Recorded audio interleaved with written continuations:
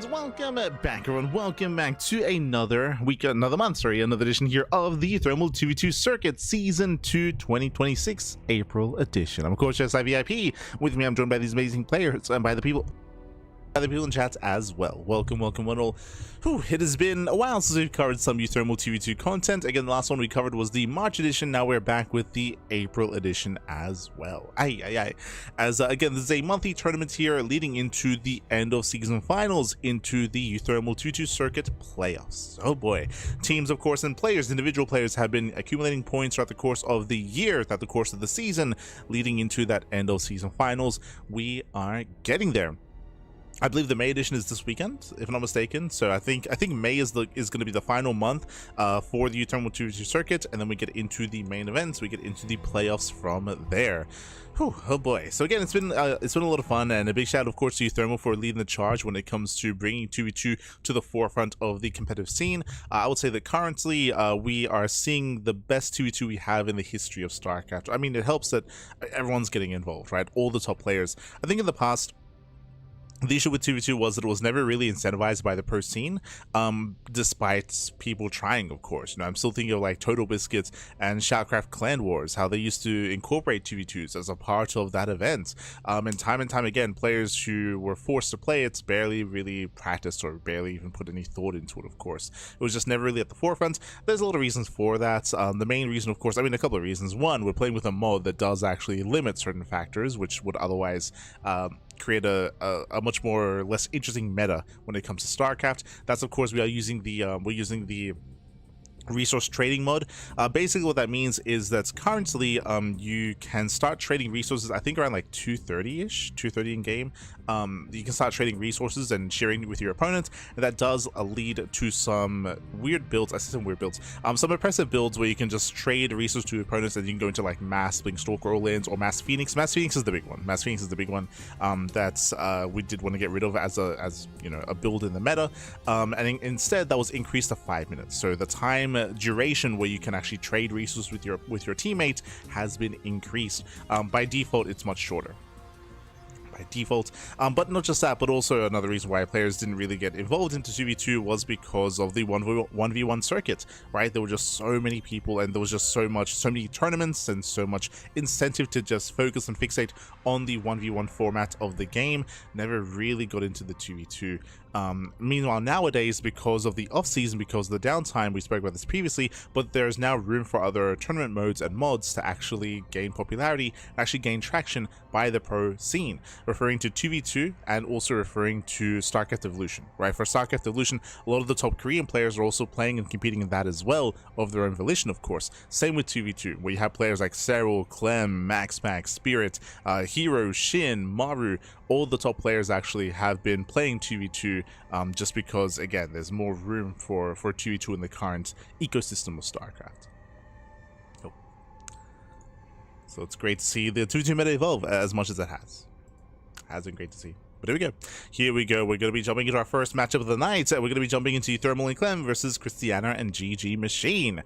Oh boy, this is a bit of a new pairing here. So for those that are curious, for those that are unaware, uThermal, he's been running the league, but every tournament, more or less every tournament, he has been switching up his teammate. 1 month he played with Cyril, another month he played with Showtime, another month he played with Goblin. Goblin's his more standard 2v2 partner, but he has been mixing up his partner. He played with Skillus, right, during the 2v2 Evo tournament as well. So uThermal has been mixing up his partner. The reason why is because there is actually a benefit to doing so coming into the end of season. The way the playoff works, the way the playoffs are constructed, is that you do not keep your partner. When it comes to accumulating points for the 2v2 circuit, you do accumulate it individually, and when you get into the main events, when you get into the playoffs, you are forced to play every single round with a new teammate. You're basically thrown into a group, thrown into a pool of another 8 players, and every round you play with a different teammate. So you have to learn how to play with a Zerg, with a Terran, with a Protoss. You have to learn to play with other people that do enjoy different styles. It does force you to be a lot more flexible in your TVT game knowledge and gameplay. play and game prowess. It's a really unique format, and it's really fun. It's really fun. It's really unique. The idea that you have to switch partners every single round in the playoffs is crazy, but it means that you need to learn the other matchups, right? You need to learn how to play with another race teammate, not just your preferred partner. That's one of the reasons why uThermal has been mixing up his partner every single week, or every month, I should say. But spawning in the bottom right-hand corner, we have our duo. We have the blue Terran, we have the purple Terran, double Terran. Don't often see this, I'll be honest. So we have Clem and uThermal. And spawning in the top left-hand corner, we have their team. Well, they have their opponents. We have their opponents. We have the orange Zerg, we have the red Protoss, we have GG Machine and Cristiano. So let us go. GG Machine and Cristiano, they're also not typical teammates. GG Machine, he's always paired up with Shameless, and I will say that Shameless and GG Machine together, they are one of the best 2v2 teams in the world. Straight up. They're one of the best duos in the world. Oh my god, we're pulling a Shameless here. But they play together very often. Here we have a different pairing. Cristiano, he often mixes up his teammate. We've seen Cristiano play with, I want to say, with Kelazar, with Diego. We've seen him play with Diego. We've seen him play with, I want to say, like Geralt and Nicorakt as well. So often does mix up his partner. And this week or this month is going to be paired up with GG Machine. Welcome to Rascallion. This is one of the more standard 2-2 maps out there. It's been around for a very, very long time. I will say that this tournament map pool is custom. It's a custom map pool and does have some otherwise non-ladder maps, but this is one of the older ladder maps out there. We have a shared main expansion, we have a shared natural as well, and then the third base is where we do deviate and where we do start to spread out. Meanwhile, 2x Reaper. Jesus, we're just we're just massing up 2x Reaper for both uThermal and Clem. We're just rushing across the map. Now, again, double pairings of Zerg, Protoss, and Terran as teams are typically weaker. They're typically weaker. The big reason for this is because you can't really cover your opponents. You can't really compliment your opponent anywhere near as well as you would with another race. So you're stuck with the same unit here, but we're just rushing. We're just rushing your Mass Reaper. We get across the map. We'll hatch gas will out of our Zerg player. Queen will be a non-factor. Cristiano, he can be targeted down. Yeah, Cristiano can be targeted. Losing one probe already. Yeah, losing one worker so far. Lings are being dealt with. So far, the control is solid and more Reapers are amassing. And again, the issue here is that GG Machine cannot help. Yeah, they're being isolated from each other. Ooh, getting on top of the Queen. Reapers, they do pull away. And one Queen goes down. Massive pick off here. Queen does fall. Another Queen rotates to the low ground. And we're just massing on more Reapers. Just more and more Reapers. We're just sending it back. Now behind this, we do see a transition out of uThermal. uThermal does get his factory. uThermal does expand, so uThermal is transitioning. Likewise, so is Clem going for his own expansion, but going for 2 more Raxes. So 3x Reaper out of Clem. uThermal is getting out of Mass Reaper. Ooh. As the third base is going to be denied. Denies the expansion, goes further in. Battery will finish up in time, thankfully. Oh, it does finish up. Link speed not yet done. uThermal going very far in. Yeah, it does go in and he gets caught out. Yeah, uThermal does overextend, losing 1, 2, losing almost every single. He will lose every single Reaper. 1 will barely escape. At the same time, Clem does go further in, more economic damage. Oracle does help defend, but that's going to be 4 drones. That's going to be 4 drone kills, 2 probes, 1 queen, 9 lings. Not a bad trade at all. As we're still wreaking more havoc as we do disrupt more mining in the main. And also we keep the Oracle back at home. As the dust settles, we have a full wall. So the Ling runway won't really achieve too much here. The Ling counterattack is going to run into a brick wall, plus bunkers, plus marines here as well. So both uThermal and Clem are safe and sound back at home. Stim is going to be on the way, and both players are getting into bio. So we have bio out of both players.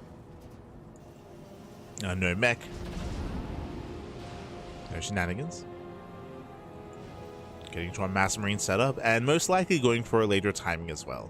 Again, just because Double Terran doesn't really scale too well coming into a longer and later game when it comes to our endgame compositions, especially when we're not playing mech, most likely we're going to be going for an earlier timing attack. And after the disruptive builds, after the denied third expansions from both players, so far, Double Terran team, there is that strong timing available. It's a very strong timing. It is going to be difficult here to hold, to maintain. We do have Blink on the way, 3 more gateways, 4 gate Blink out of Cristiano. with 4-gate blink, we can slow down the army and try to even backstab as well. Christianity has a lot of work to do. At the same time, we do have GG Machine still droning, saturating, going lair first. Does go lair first. This can lead into earlier banelings. I would want to see early link bane here from our Zerg player. Otherwise, we could try to rush into Hydras. We could try to rush into Mutas. But there it is. Baneling next gets thrown down. We do need baneling speed as quickly as possible to try to survive. We need baneling speed and we need creep. This is also where it can be a little bit awkward here for both Christiana and GG Machine, just because we need to spread creep to actually maintain some kind of map control and map vision. At the same time, we also need to not creep the natural, not creep the low ground to throw down batteries as well to help defend. So, can be a little bit awkward.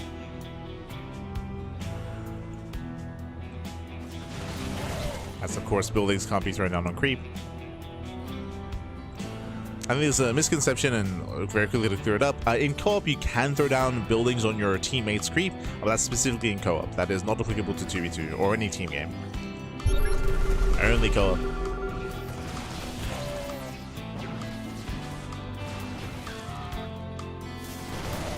Christian does try to break in. Oh, we'll lose one Stalker. 1, 2 Stalkers go down. No blink. Yeah, blink is still not yet done. Still seconds away from finishing. Ay, ay, ay. Yeah, brutal pickoffs. Beating out a couple of Stalkers. Let's beat out a couple. Tank boys going off, getting within range of the mineral line. Oof. And now we're jumping in. Probe's going to be falling. GG Machine does catch some reinforcements. Very nice, actually. Tanks going down, Marines going down. Catching a uThermal's rally. At the same time, the tanks just shelling away at the main army, though. uThermal is running out of forces. Running out of Marines. Oof. Yeah, he's running out, so once again, nice run by. Cashing out some SVs, landing the third.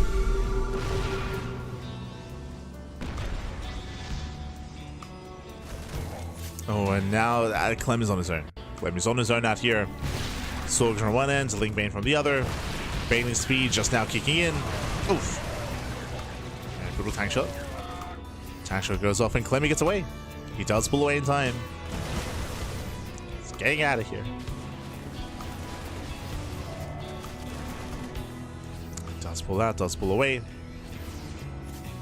Again, maintaining his army. I couldn't say the same for uThermal. He did bleed out all of his Marines. He did and he got caught with his reinforcements, so a little bit tougher here, but he does maintain his third. His third is getting up. Likewise, though, I should emphasize that both Christiana and GG Machine also maintain their third bases. They maintain their expansions. They're building up into the mid-game. Still just Link Bane here for our Zerg player. Link Bane into the Infestation Pit. Curious, we might go for some safety Infestors, some Vipers, or straight into Ultra Tech. We'll see. We shall see.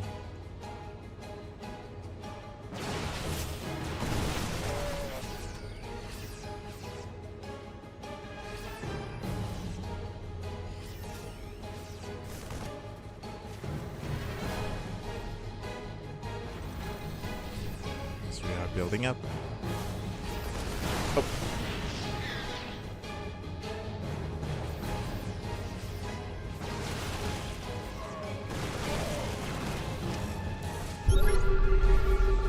Still building up our forces. We are going for safety infestors, okay. Likewise, Storm is almost done. Ooh, and I don't really see us gaining too much ground here, not against all this Storm. Yeah, Storm is not complete. Massive Storm with the Marines. Oof. Yeah, Storm connects. The base is going to be denied, though. Oof. Yeah, another Storm in these zones. Link's trying to rush forward. Drop does distract. And it looks like we will barely save the expansion here. Again, there's no creep though. Link Bane just cannot engage. Cannot engage, cannot break through. Fourth base goes down. And they're being torn apart. They're being torn apart here. This drop from Clem getting out of hand. Breaks through the main army. Breaks into the expansion. Oh my god. Massive storm. He sends in the storms, man. Don't like this. Yeah, massive storms on Clem. We need more than that, though. There's still a second army. Oh, no storm. No storm out of Christiana. Not enough energy. You need a little bit more time. Thermal pushing in. So again, G Machine tries to catch reinforcements, and oh my god, does avoid the mine shot. Avoids the shot, peels off into the mineral lines. SCVs are going to be going down. Cristiano and G Machine, they just ignore the main armies. They just go for it. They send it. He sends it back. Thermal will kill the natural. Where are the zealots? Zealots they turn back around. A little bit disjointed. Yeah, disjointed here from the red team. As expansion does fall. Cristiano down to 2 bases. Down to 2 expansions. And likewise, G Machine also struggling. At this point, they just have too much momentum. Our Terran team here, we can just break on through, keep reinforcing, head towards the main base of Cristiano. Oof. Tank boys, they punish the Protoss. Now we're moving in. Nice recall. It does recall just in time. Meanwhile, the hive is done. Ultras are on the way. But last G Machine, he needs a greater economy for this. Ultras are expensive. They're expensive, that. And the drops they continue. We've got a Marine in the main. We have a double drop, triple drop here into the natural. Going straight for the Ultra Cavern as well. No! Snipes the Ultra Cavern. That was the one way in here for GG Machine. The Ultras are going to be denied. Your expansion goes down. Did you have a random link drop coming into the bases? Let's go. Let's shout out to the Dropper Lords. GG Machine doing what he can, but there's only so much he can do. Only so much.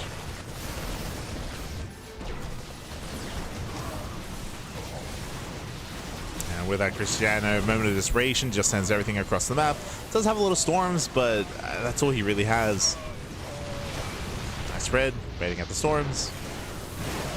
Now split does focus on one of the High Templar. Yeah, it does snipe the Templar at the same time. Clem still wreaking havoc, denying more bases, dropping into the main. And at this point, uThermal is maxing out. He's maxing out, is on 4 bases. He's preserved his army. Oh no! He does unload in time. And the Ultras kind of move in. Once again, the Ultras are lacking upgrades. They're only 3 Ultras.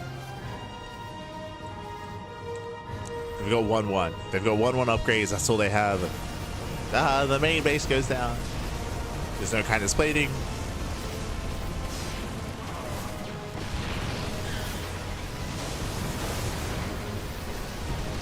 And the Ultras just cannot engage. And sure, we still have a bunch of storms. That's all we have though. It's just the storms just trying to buy time, slow down the main army. Cristiano is down to 2 expansions, down to just 2 bases. The production non-existent. Cannot warp in. Now the links though, they trickle into the buyer.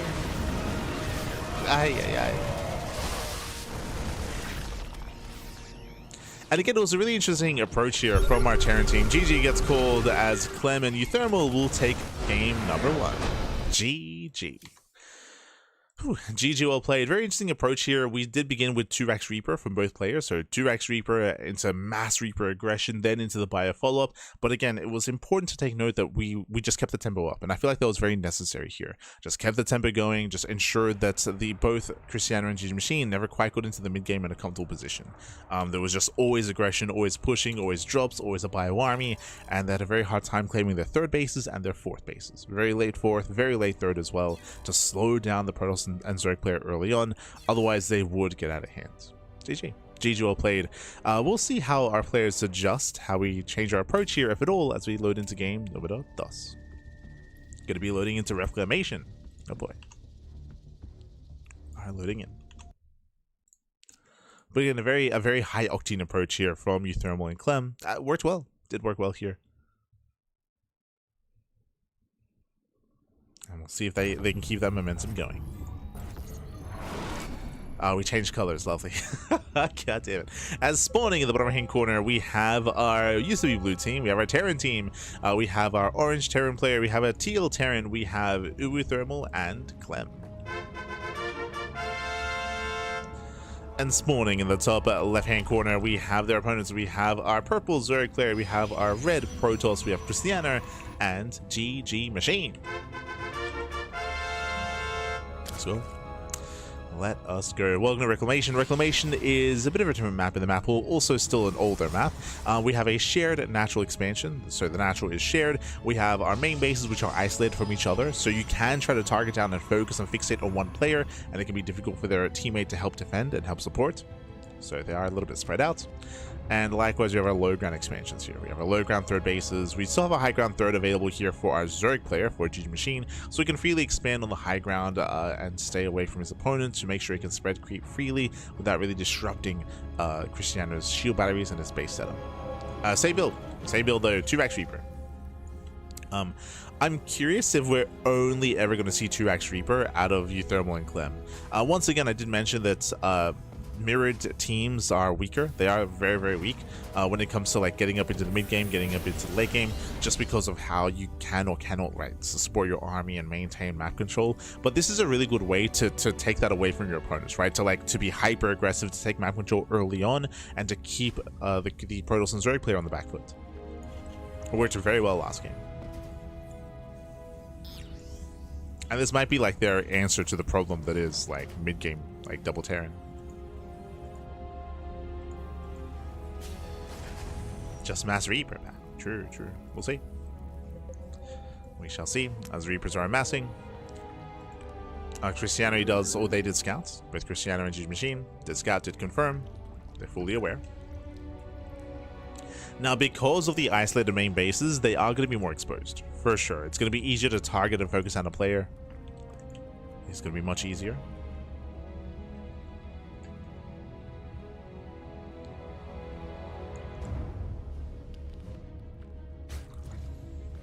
Cheese Maniac. Yes, for those that are aware, uThermal, he does change his... I believe that he does leave his name up to either Twitch chat or his YouTube. But, from my understanding, he doesn't really have much control over what he's called. I think last name he was Salsa Tequila, which I appreciated, as he is in Mexico. He was Salsa Tequila. uThermal is another big one. Cheese Maniac. Rat Gaming, if you noticed in the last game.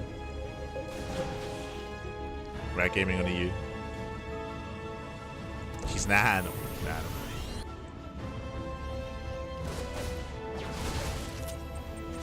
I believe he does leave it up to his chat. As we do have our Stalker Ling moving out. Again, fighting for map control. This time the Reapers, they do not even get close, by the way. Earlier pull, earlier aggression. Baliness is on the way. We're going for an early Bane Bust. Ooh, and we're going for the all-in. Okay. So the counter all-in here by Cristiano and GG Machine. Again, they're adjusting to the Mass Reaper of their opponents. Bearing in mind that these all-ins are stronger here in this matchup just because all the production is exposed and the add-ons are exposed as well. It's all here on the low ground. Oh. Here come the Banelings. Banelings are morphing in. Stalkers, they do poke away at the wall. Delaying the bunkers. Very nice. 2 SCVs go down. No bunkers here for uThermal.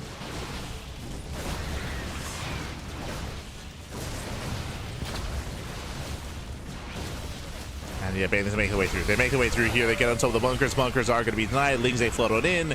And can we get on top of the Reapers? Can we get on top? Up, he's trying. Yeah, the Reapers are kite back.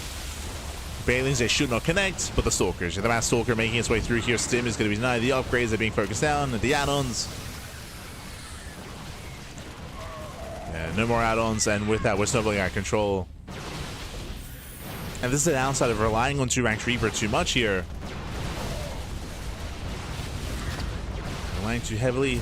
We have built up the Marauder count, true. There are 3 Marauders. 3 Marauders for Clem. He's trying to hold his own, but there are just so many Stalkers. And we have the Ling reinforcements as well. Yeah, Ling's reinforcing. We have 1 tank on the way for uThermal.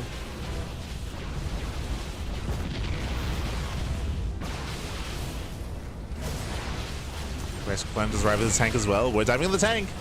Yeah, we're diving in. He's going to be focused down, and with that, we're just not getting out of control. Yeah, we're getting out of hand here. There's just that 1 bunker. It's going to be targeted down. There's going to be 1 tank on the way for uThermal. but there's no support. There's no support, man. From here, we can just flood on forward. Break the natural. Tanks will help defend, but back at home, we can soon start to expand. As things get up the ramp. Oh no, they get in. They get up the ramp. Clem is going to be targeted down. And just cleaning up all the depots. Cleaning up the depots. Now pushing up into the main. Again, there's just nothing here. We can keep going. Cristiano, we can keep going. Don't be afraid. Yeah, he's playing it safe. He doesn't want to get cornered, but there's nothing to corner him. Like this, we can just go straight in. Yeah, it's a very tentative play here by Cristiano. So there's a lot of potential here in the main base. Lings, they flood in. Again, there's only one tank in the main. It's okay for GG Machine because he is droning. He's droning, saturating.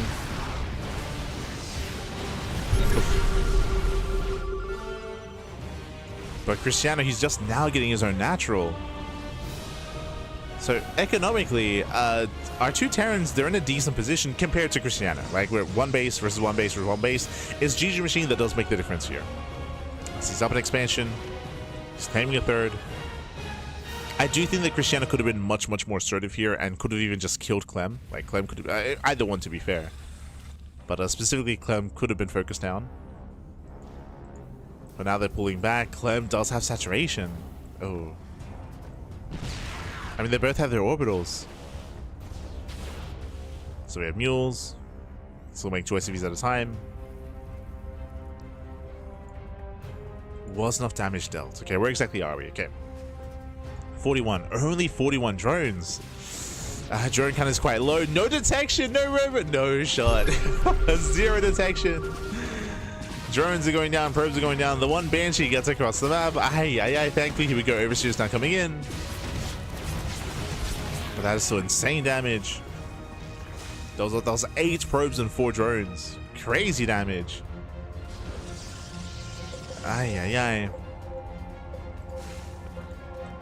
Clem is pinging. What do they mean? I don't know. Yeah, from here we're going to be able to re-expand. Economically, Cristiano's now in the worst place as the Banshee does hit the main base once again for Cristiano. He still has no detection, by the way. There's no rover, there's no observer. The Overseer is now coming in, but it's a slow Overseer. It is slow. That is how many? That is 12. 12 probes going down. Cristiano down to 16. 16 workers mining minerals. Again, both uThermal and Clem, they've recovered very nicely. They recovered, they build back up.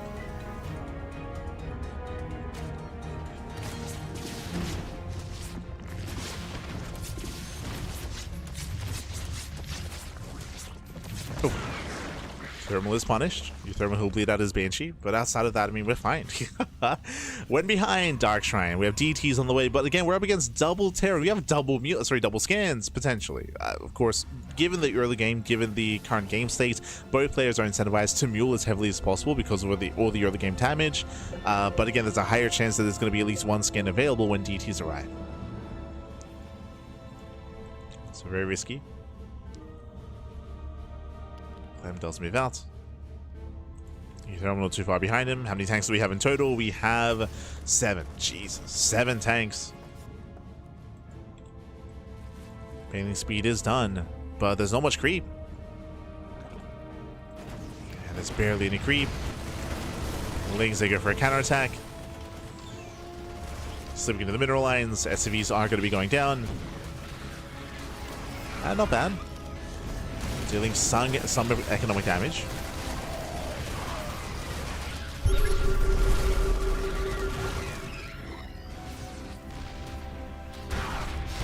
Same time Clem is pushing in. The Banelings, they do nothing. Get dragged into the mine shells, dragged into tank fire. Clem pushing forward, getting into the forward expansion. Proxy is found. We have 4 DTs. Do we have a scan? We do. And 1 scan, 4 DTs go down. GG gets called, and uThermal and Clem, they will recover. They will bounce back, and they will take the series 2-0. Yeah, as Cristiano, he taps out. GG Machine, he's still in here. I mean, again, he does have the best economy in the game. He has 3 bases, 3 fully saturated, but he's by himself. He's on his own. GG. GG gets called, and Clem and uThermal, they do claim the series. GG.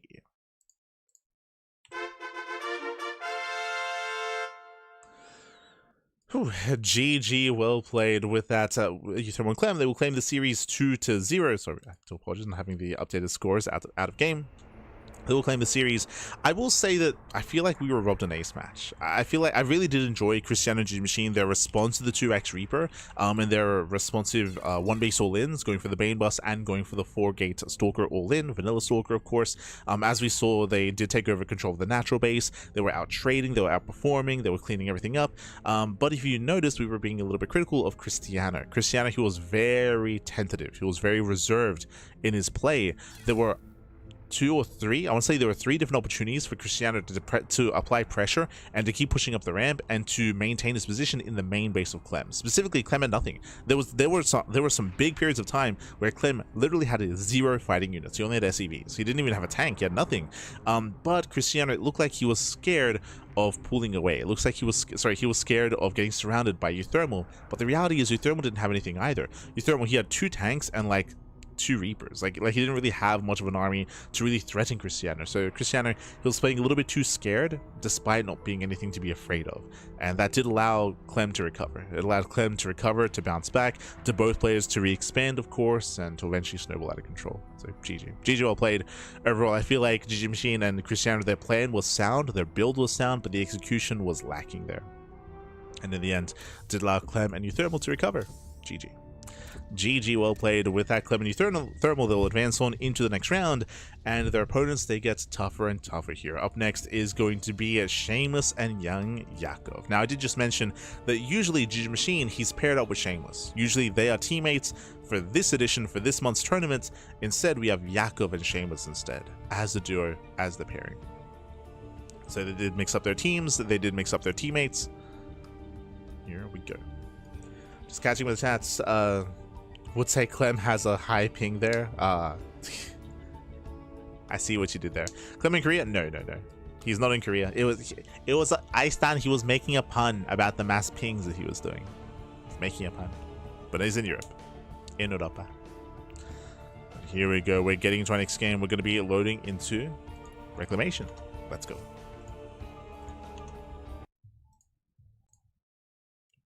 Oh, Este Rowdy. Good to see you, Pappy. Good to see you. Este Rowdy. He also used Remarkable. Yes, he was Remarkable. I think that was also in Europe.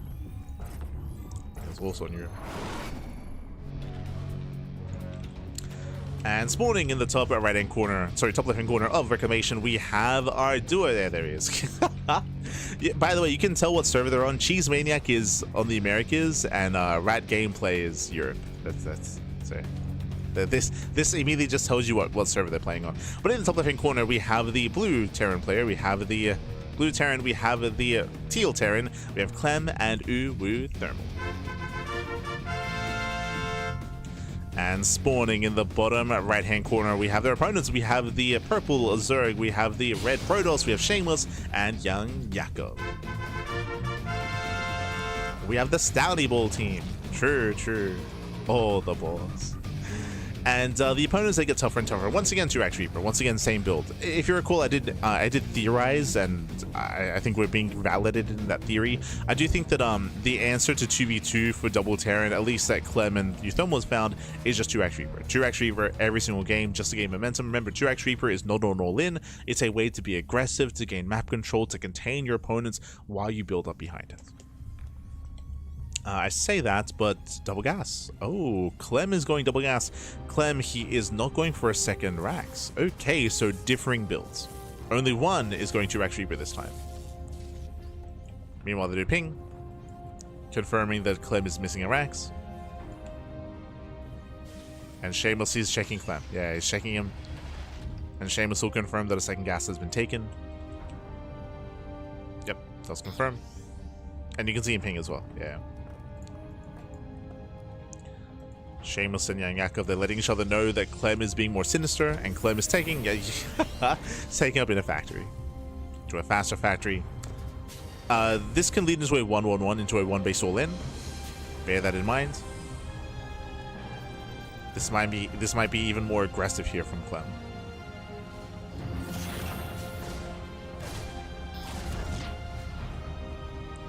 They ping the SCV, showing the one to expand.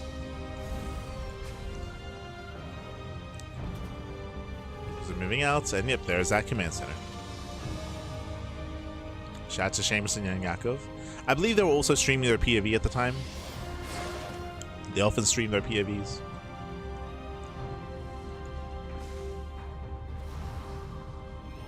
It's a very light commitment into Reaper. And their opponents don't overcommit. Here we're just taking her.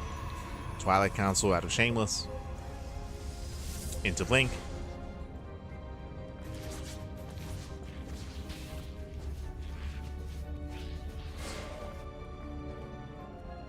As that is still 5 Reapers though. Still a threatening amount. Reapers are moving in. Battery is not done in time, and with that, Shameless defense. Shameless is holding on. Reapers are diving to the main base. Just to make it in. And there is no battery in the main. True. They get 1. They get 2. 2. Ooh, barely 2. Yeah, 2 probes do go down. Nice pickoffs. Oh, the rat gameplay. Este uThermal. I also just realized that they're both, I mean, at least uThermal is the next Liquid Boy. I believe they kind of like missed each other when it comes to when they were on Team Liquid, but way back when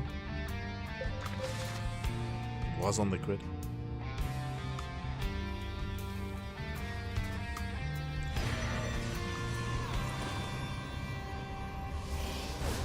That's all Reaver does get into the main.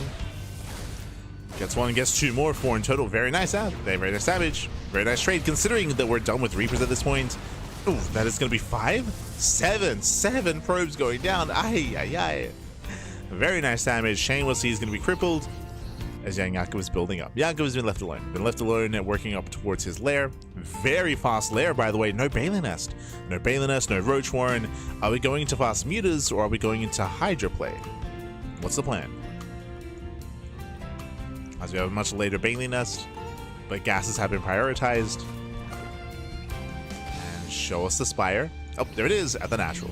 So 2 base muta out of Young Yakov. He's going for the mutas. At the same time, we do have a Cloak Banshee play out of Clem. Interesting. And Banshee does hit the main. Cloak is now done. 0 detection. Yeah, no observer. No observer. We do need the Overseer. Nice damage so far. Getting up to 6 kills. Oh my god. 6 probe kills. Very nice. Second Banshee moves out. This time towards the main. Spores now being thrown down. We have some queens in position. Yeah, you can see the mass pinging. Yeah, Yakov is panicking. He's like, oh god. The Banshee's here, pappy. It's here. 2 drone kills. And once again, Shameless has just been bullied. He's just been bullied this entire game. Looking at the Unisol type here, 13 probe kills for Shameless. Ay, ay, ay. He has been targeted by both uThermal and by Clem. And Yakov bleeding out 2 more drones of Spores too far forward. Yes, too far to the north.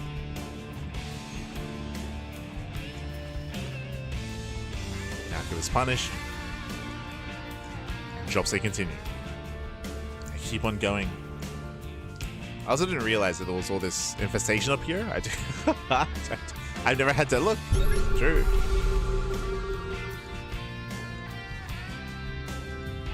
The drops are coming.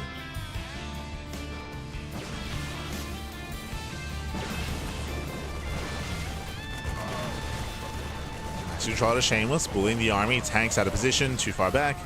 Even diving in. Oh no! And Clem! Yeah, Clem, he cannot help. Did you see that?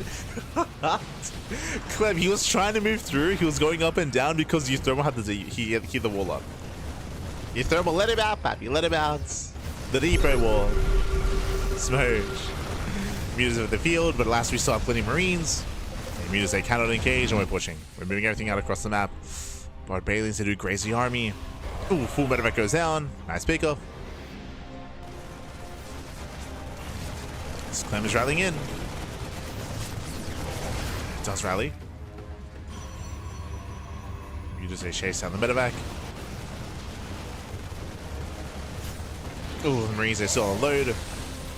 Catching out one, catching out two mutas. These are expensive trades here. Yeah, the muta count is very low. Bearing in mind that young Yakov, he sacrificed his upgrades in favor of muta play, and so far has not been worth it.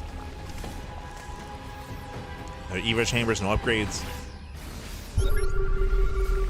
It's built up some Ling Bane at least. Oh no! Oh, let's see, we'll lose every single mutalisk. And so many mutas go down. Ling Bane does rush in. The mine shots! The drag! Oh! Oh, Jesus. Brutal connections. The mines, they pop up. And with that, Clem and uThermal, they're breaking on through. Nice target firing on the Banelings. One Baneling connects. He connects back. It does connect, does clean up. Chasing back the army. And with that, Yakov and Shameless, they're barely holding on. They're barely hanging on here. The scariest thing, of course, is the economy. Behind this, we have full 3-base saturation from both uThermal and by Clem. So full saturation. I cannot say the same here for Yakov and Shameless. They've been slowly trying to build up. Even here, Yakov bleeding out all his drones. They need more money. They need more time. Oh.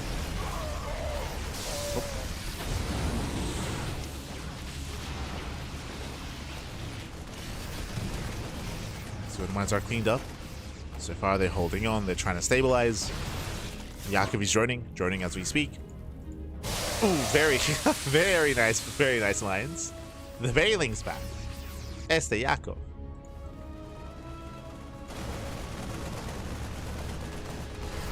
It's popping up for the mines. The Munican is building up. It's getting there. No turrets. That is greedy. They were aware of the mutas. Didn't know. Medevac getting called out. Mines as well. Catching up more Marines. Looks like one muta does fall. Losing one. And as the army's distracted, Shameless does hit the southern base. Not bad. Hits the low ground. Trading well against the Marines. Forcing friendly fire. And again, there's no tanks. The tanks are a little bit further back. So Marines are getting picked up. Tank is exposed. Very nice pickup. And uThermal was losing the low ground. He will lose his expansion. And so many SCVs going down. At the same time, uThermal, he was dropping across the map. I was trying to. While it's dropping, does he force a recall? Yakov is at home to defend. There's the Warpin as well. And they're holding. Yeah, they're holding, they're defending. And Medevac's being focused down. And Shameless is going to be forced back, but uThermal, he lost how many? 20. Oh my god, 20 SCVs. 20 SCV kills. uThermal is hurting. Clem, for the most part, is building up. Building up his mine. But now we have a healthier muta count. Yakov keeping them busy. Shameless mass expanding, claiming his 4th and his 5th base. Taking more bases, recovering.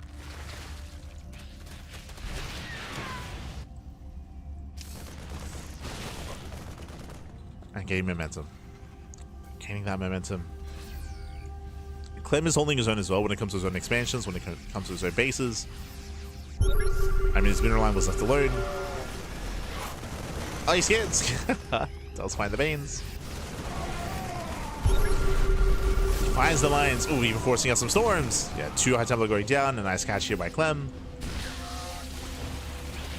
Speaking of, Yakov does catch the medevac. Does deny the drops. Up to 15 mutas. 5 more on the way. Oh no! Ooh, Templar rallies in. A bit of miscontrol by Shameless. And now just dancing with uThermal, catching up more medevacs. Mutas, they do hit the 3rd. Sorry, Lings even. Lings hit the 3rd expansion. Does set up more Banelings. Clem does notice. He's paying attention. Oh, he gets surrounded. Clem is on his own. Ooh, losing a full medevac as well. Yeah, he's on his own. If you recall earlier, uThermal who was dealing with Seamus's army.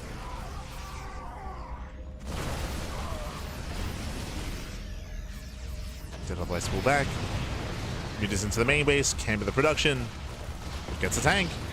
And they both turn around. Yeah, uThermal and Clem, they both turn around. Oof. Losing more medevacs.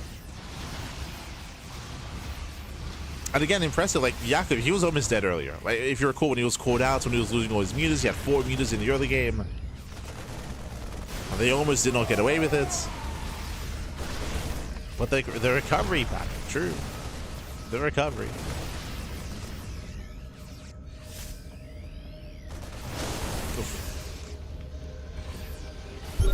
I think these armies are just so fragile, just pure marine. Marine tank and a marine mine here from both uThermal and Clem. A couple of storms, a couple of banelings, that's all it takes.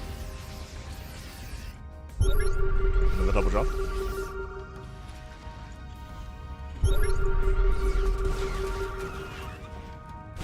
Shadows in the Bard banelings.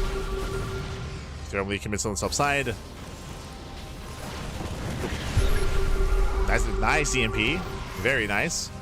There's 1 storm left. Yeah, just the 1 storm.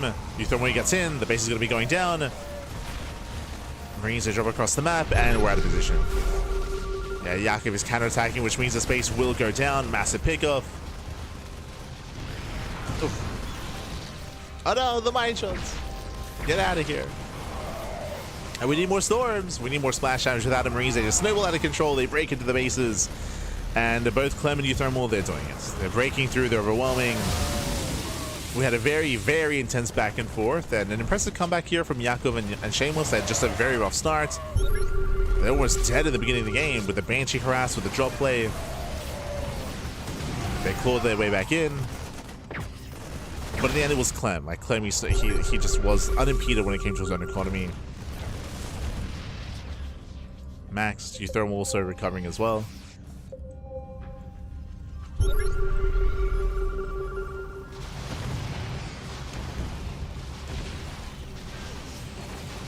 To distract. So once again, uThermal tries to move in.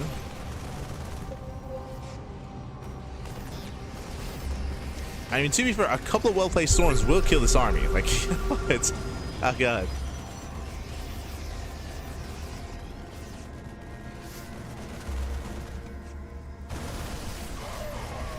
Clem is max. And should soon be pushing.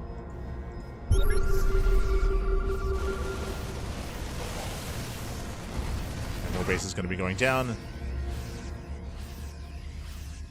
If we can set up some storms, if we can set up some baneling mines as well, then maybe. Oh no!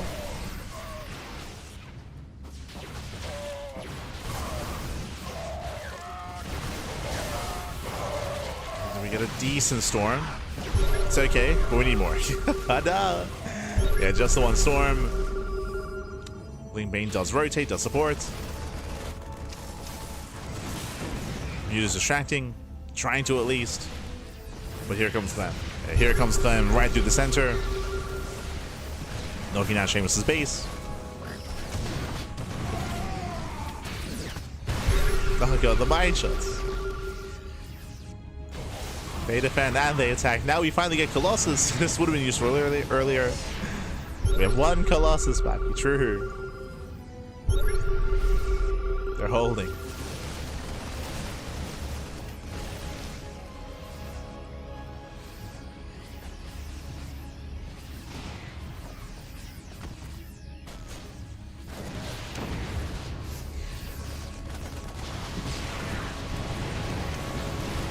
I mean, again, Yakov, he's buying time at least. He's buying time, but the reality is without a 4th base, they can't build up. They need more expansions. They need more bases.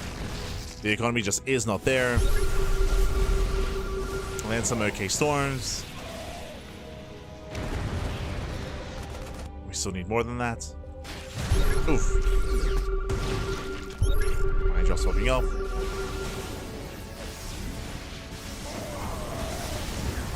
Colossus, they do hold their own.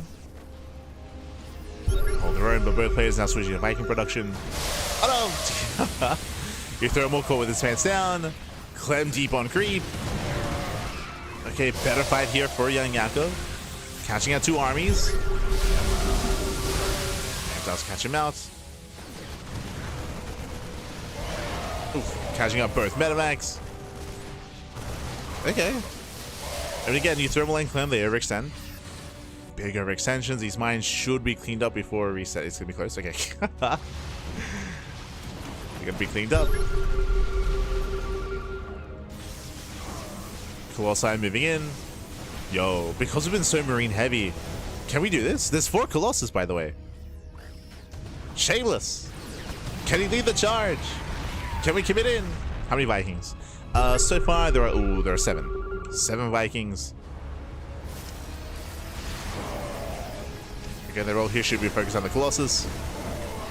1 Viking overextends, down to 6. Down to 6 Vikings. While uThermal dropping into the main. Distraction and Yakov. EMP does graze the army. More Vikings moving in, and they do catch a Colossus. Down to 3. 3 Colossus left. Nice storm. Nice storm. Ooh, mutas, they go over the Marines. And does unload. Does unload in time. Shameless, he has to back off. He has to retreat. We built up to how many? This time up to 16 Vikings. It's a lot of Vikings.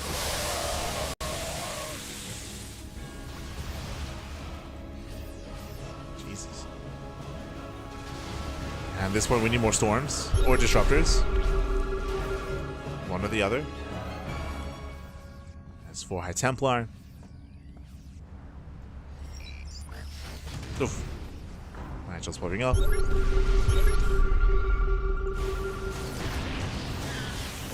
Another drop on the right hand side. But now Yakov, he can come in. Now he can come in. Yakov has been stuck defending for the past couple of minutes. Now he can break out. Gaining more value. Ooh, Seamus is on his own. About to get surrounded. Another Vikings! Yeah, they counted the Colossus, getting 1. 1, 2, getting up to 3 Colossi. Ay, ay, ay. Again, Seamus is on his own. Solito, baby. He needs support. As he'll lose all 4 Colossus. Brutal pickoffs. At the same time, mutas, they try to get into the bases. With their reinforcements back at home.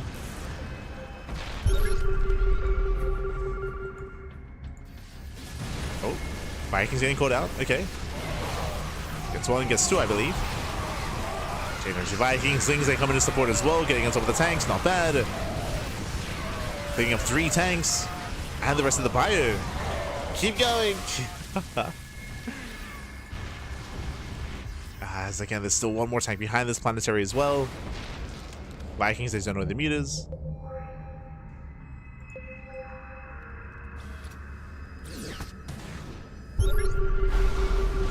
They get an impressive hold. Oh, Vikings being thrown away. Yeah, they're being thrown away here. This tells me that Colossus are now more viable. Jesus, there's so many Vikings there. There are so many. Oh my god. You rarely see Vikings winning a fight against mutas. It's rare. I mean, even here you can argue that it's still a really rough trade. Mutas are holding their own. Ay, ay, ay. They kill all the Vikings. Yeah, Vikings, their attack rate is just so low for mutas. So low. And what was once 16 Vikings down to how many? Down to 3. 3 Vikings left. So Colossus are viable again. They're viable. Base goes down. Oh, the bait. I'm setting up the mines. There's not really much to climb up yet. But he's setting up. Oh. Collapsing on the ghost. He goes to overextend. Can't pick up. Still losing, well, 1, 2, 3 ghosts. Ooh, dragging the lines, forcing friendly fire. Better engage here for young Yakov. Oh, the Bailings. Bailings get caught out. There's still 1 Bailing left. And he gets in. He gets into the middle line, catching out Clem. That's so many ghosts going down. That's what, 7 ghosts? Even catching more? 8? Ay, ay, ay. 8 ghost kills. uThermal, he has to respond to this. At the same time, here comes Shameless.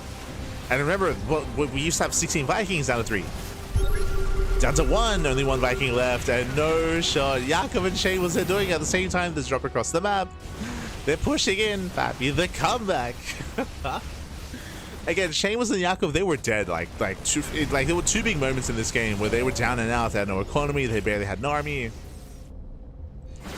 We had some impressive storms. The Colossal timing was, of course, very clutch. We had some Bailey Mine connections.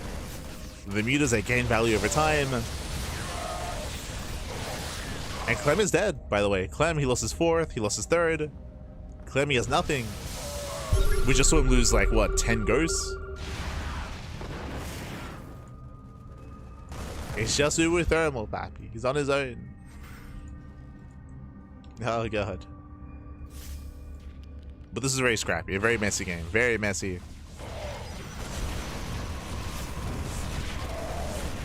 We got messy back.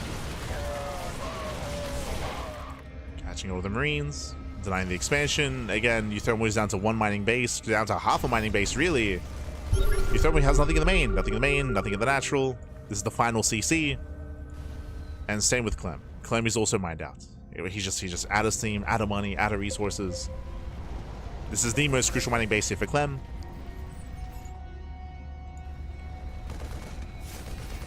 Jakub, he wants it.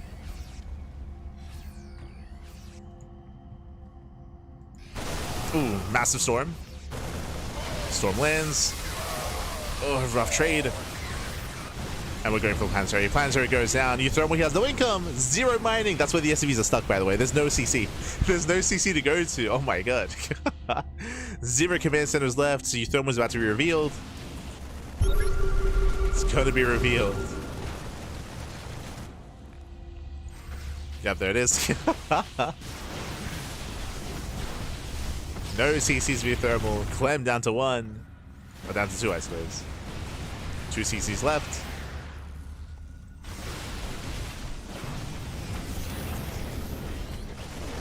Nice counterattack.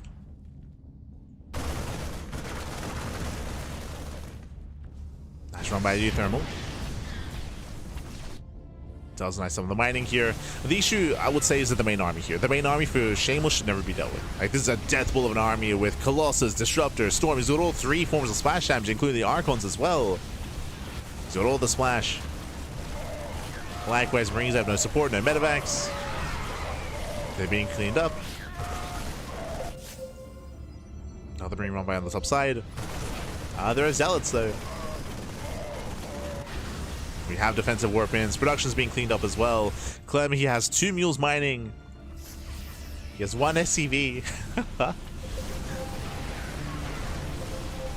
And again, this is Clem's army. We go 1 Ghost, 1 Widowmine, 5 Marines, and a Viking. GG gets called. And with that, Shameless and young Jakub, they will take game number 1. Whew. GG. GG, well played. They claimed the first game here. What a comeback as well. uThermal and Clem, they were dominating. They were denying the 4th base, the 3rd base, time and time again. Young Jakub, there was a time where he was, what, down to a 2-base economy with 4 Mutalisks. He barely had anything. But there were some really nice moments referring to Storms, Colossus timings, Bailey Mines as well. A lot of Bailey Mines, to be fair. Jakub did a great job at maintaining his Mutalisks. So even though he was lacking in economy, he was retaining his mutant count to build them up over time as well. Very chaotic. GG. GG, well played. Whew. And again, Jakub and Shameless, they claim game number 1. Let's go. Show me to game 2. Game 2 is going to be on Fields of Ice. This is one of the TLMC maps. True. Not a ladder map. Let's go.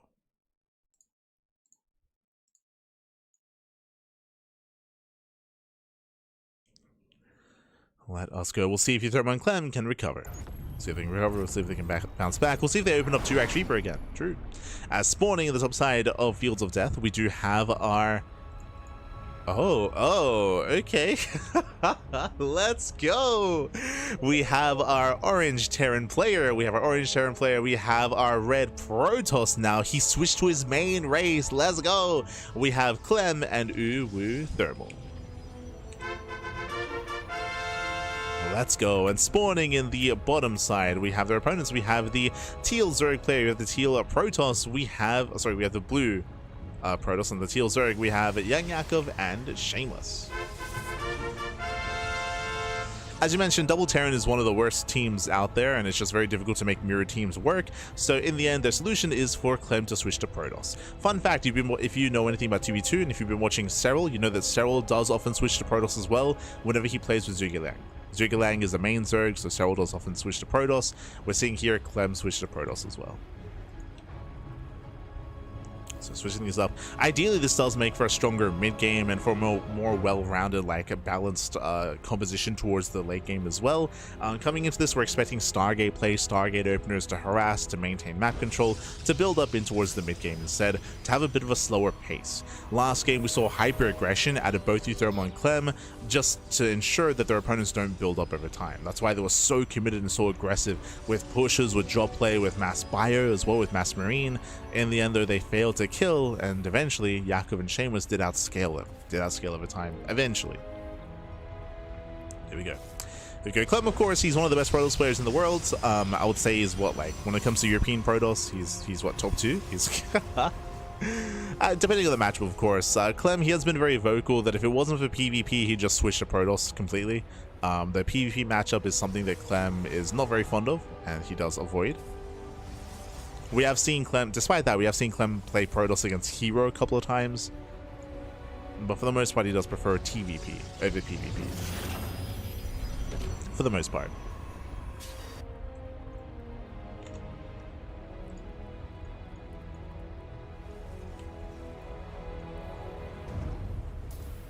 Alright, massing up.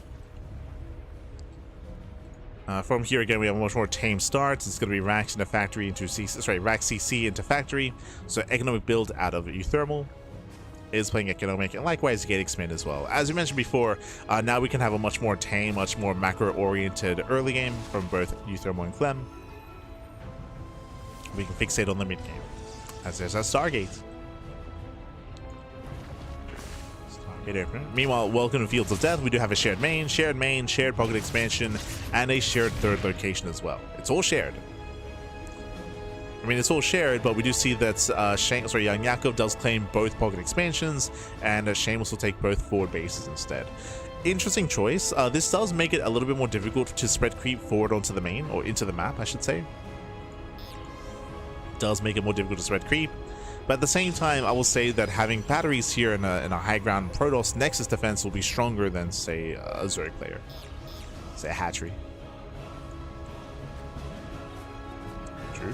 Double Stargate, Jesus. Opening up double Stargate, going double Stargate Phoenix. Both players just pinging each other, letting each other know where the bases are. Mass Phoenix out of Clem. This is a very 2v2 build. Very 2v2.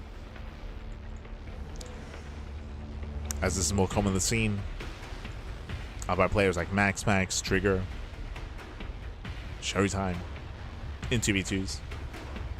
Oh, and we're going into we're going full 2v2. We're going Skytoss and Mech Battery. Aye. In the mid to late game, like, this is considered to be like the best unit composition. Oh, sorry, the best like setup, of course, is Mech alongside Skytoss. Hellions that have into the mineral line. Ooh, probes are lining up. Okay, boys, oh my god, we're gonna get a hit already!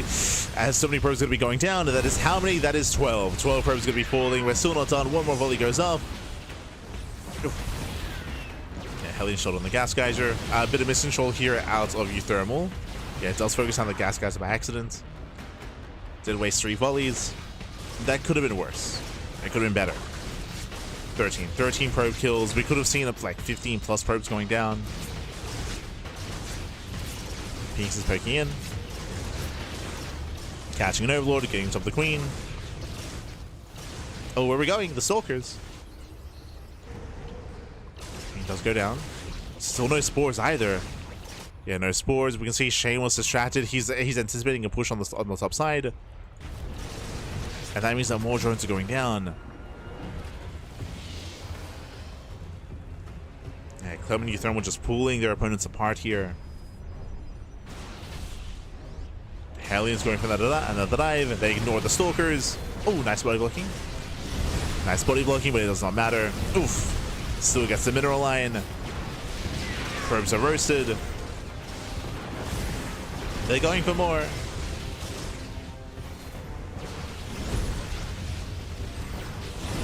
And again, this is one of the reasons why Protoss and Terran can be so good in 2v2s. Right, Phoenixes and Hellions, you can just get focused and fixate on just worker harass, cripple the economy, lift up more Stalkers. Oh. And this is too much. Yeah, this is far. Oh god, no, he pulls in. Pulls into the Hellions. Critical damage. That's how many? That's 44 probe kills. That's too much. Yeah, it's game-ending damage at this point. Corruptors are too low in number. GG gets called, and both Clem and uThermal, they claim game number 2. We have a back and forth. GG. Whew. We have a GG, well played. We have a back and forth. We have a series, again, just hyper aggression, hyper harassment here from both Clem and uThermal. One of the weaknesses of Zerg and Protoss as a duo is you can't wall off. You cannot wall off. You cannot set up that Sim City. Your bases are much more open, much more exposed, and we did see both Clem and uThermal take full advantage of how open these bases are. GG.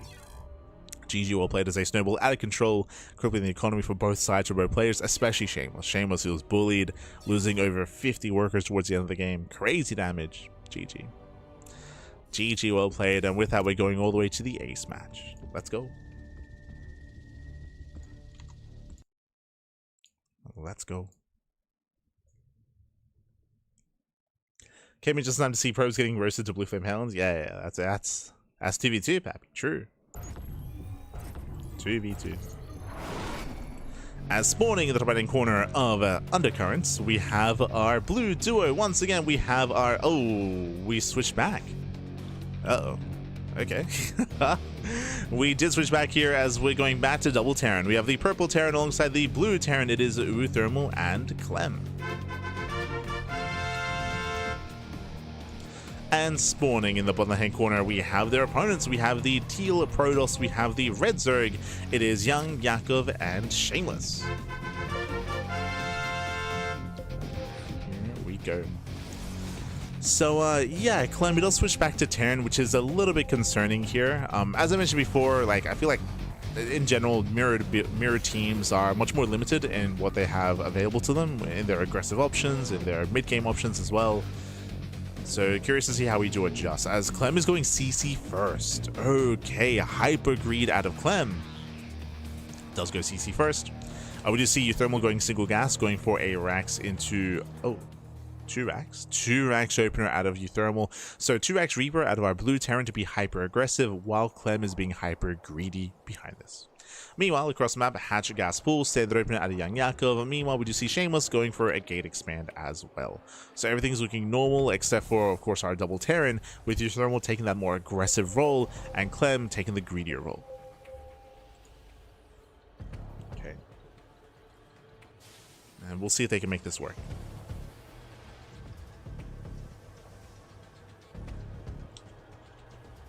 We shall see.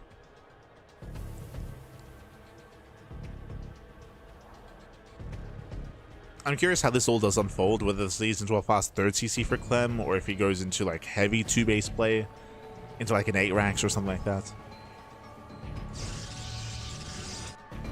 We'll see.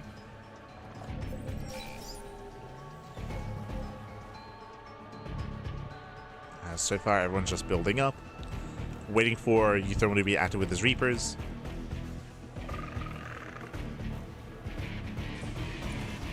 I love the aesthetic of Undercurrents. Ah. Beautiful.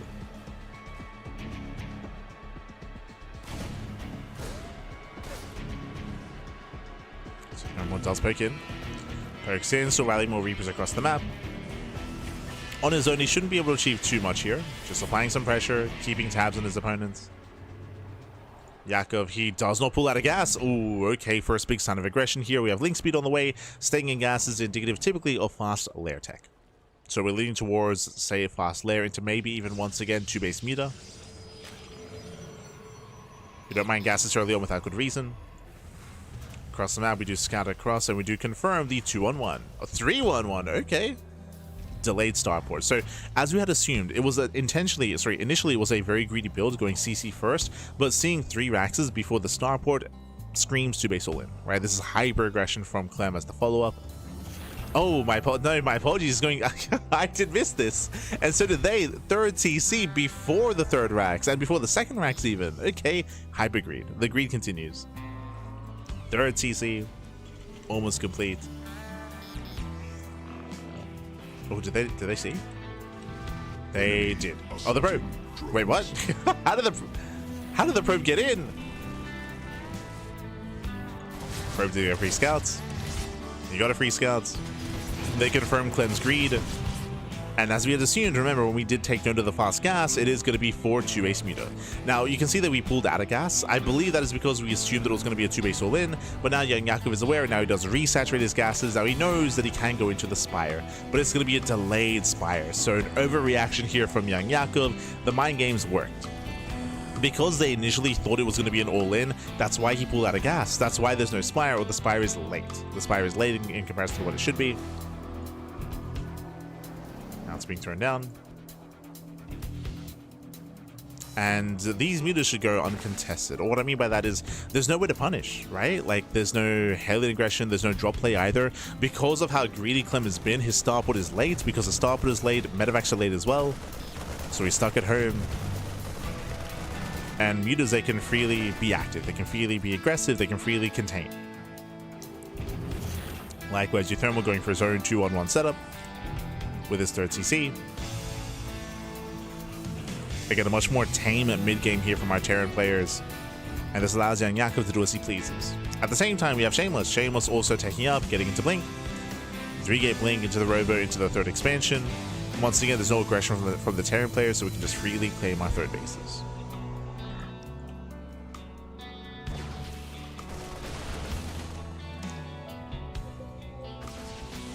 Claim.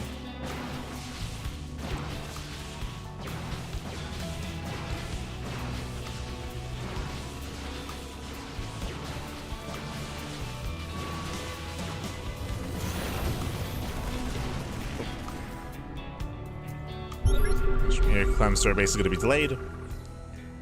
Muta production has begun. And so far, Shame is just gaining map control. You can see he's just bullying the Marines. Getting 1, 2, 3 free Marine kills. Oh! Just 3. You see Clem coming in from behind. A blink is done. Does try to blink away. And will escape. Oh, once again, the word Bailings. Let's go. I'll try to keep an eye on it. I'll do my best. The Bailings are waddling in, Pappy. They're waddling in. Look at him go. Oh my god. Can we bait them?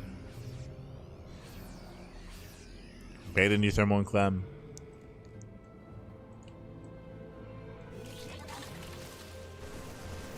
Ooh, there was a ping. Okay, that was that ping. Mutas, of course, revealed.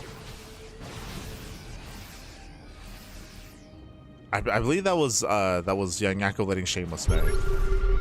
Scan reveals nothing. Again, we're just littering the field here with mines. Almost. Casito. Drag him in. Yeah, so far they do pull away. The scan does reveal. Yeah, big scan. Does split all the Bailings. Oh no! Despite that, Clem, he runs into the Banes. Yeah, it does run into them here. Massive connections. Nice setup here by Young Yakov. Ideally, if I was Young Yakov, rotate. Yeah, let's go. He's rotating. He still gets caught though. But because of the scan, Young Yakov, he knows that these Bailings have been spotted, so now it's worth like picking up and like maneuvering over. And rotating the Bailings.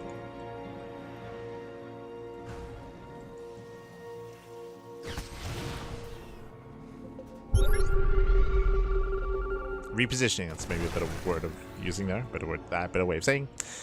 As we do have, likewise, our fourth base is being taken. Nice harass here by Shameless. Punishes the gold. Cashing out a handful of SCVs.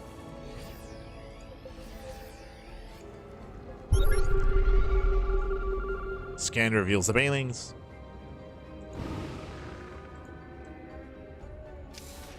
But now so many more scans going to be spent here just purely to check for this sort of thing. To check for Banes. that the mine shot? Nice cleanup here by young Yakov. Oh, ooh, blinks into the mine. It doesn't quite get triggered though. Still because they back off. Calming down.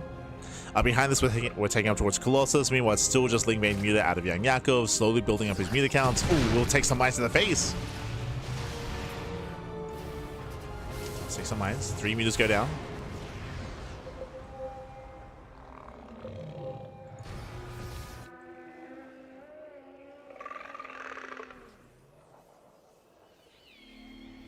Action shot of the Primal Zerg.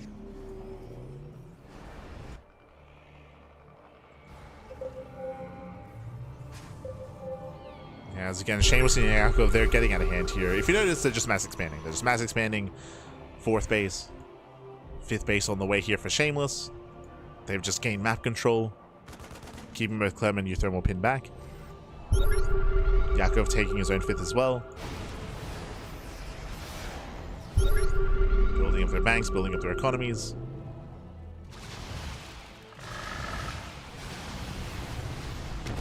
And once again, distracting. Keeping uThermal busy. So I'm keeping Clem busy as well. Oh no! Ooh, does go over the Marines! Yeah, missing control by young Yakov. Massive pickoffs. That's how many that was. Ooh, 7 meters going down. That's 4 in total. So 4 meters got caught out.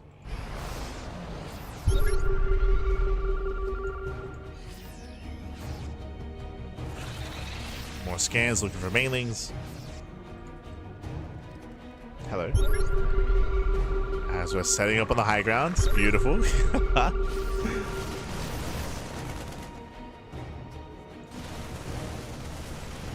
Clem defending back at home.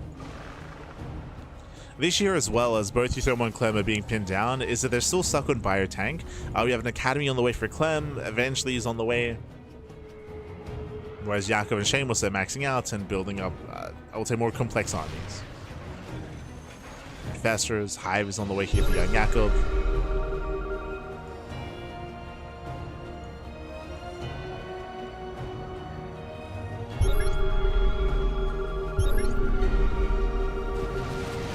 As they dive into the main. Catching out the sensor tower, even disrupting the production. And Vikings that respond. That's a lot of Vikings. Jesus. We have 16. 16 Vikings moving in. Mutas have to get the hell out of here. One gets caught. Losing 1, losing 2, losing 3 Mutas.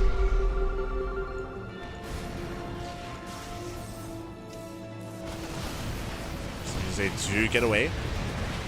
Oh. And they pulled out.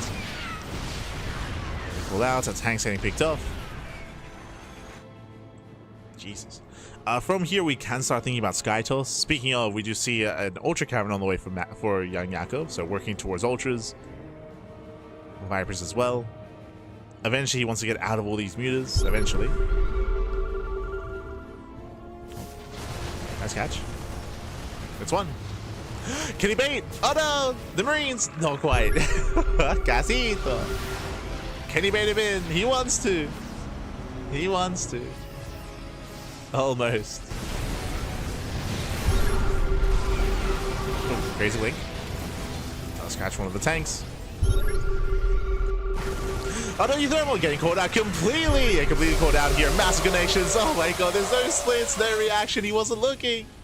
He was not paying attention. That's the entire army going down. Ay, ay, ay. Not like this. uThermal. Yeah, caught out completely. Now here come the fumbles. Clem is on his own. Nice EP. And nice EPs. Clem is holding on. Meanwhile, uThermal was just stuck on pure Viking. This is the remaining army. Just Vikings.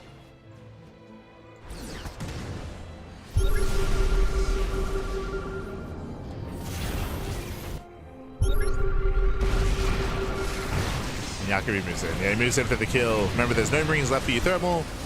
Bane's ahead for the mineral line. SCVs will go down. Oof. And cleaning up the SCVs, cleaning up the planetary as well. And he pulls out. Familiar pulls out. At the same time, Shameless moves in. Oh, the line is... Oh my god. Massive connections. Yeah, Nova's Connect Planetary goes down. Again, Clem was distracted, trying to help out uThermal. Caught rotation.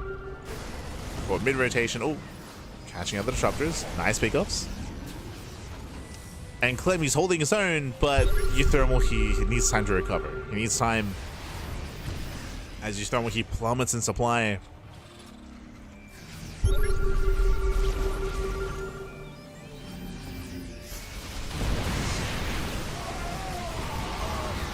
Shameless weeks in. Oof, brutal connection. Nervs are popping up. Once again, diving in, going for the mass parabomb. The Vikings, that's all we had left. Ultras, they collapse on the base. And this planetary should go down. Ultras are moving in. They take down another mineral line. Catching more reinforcements. Here comes Shameless.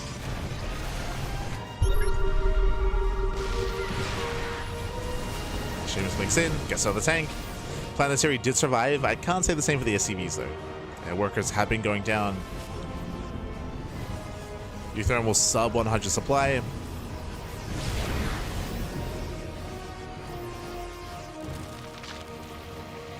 And Yakov is not stopping. He's not stopping. And again, Clem is busy. Like, Clem is pinned down by Shameless. He can't help.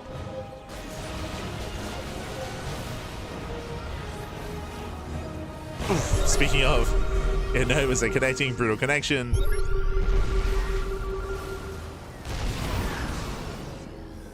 Catching out Clem, collapsing on the planetary. Planetary goes down.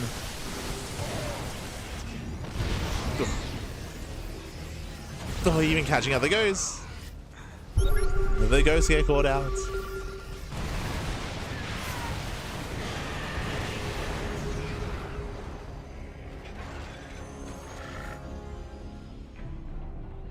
Again, they can barely hold their own. And that all is 6 bases. We'll just take more bases, take more expansions. The rest of the map is just in favor here of Young Yakov and Shameless. They have the rest of the map.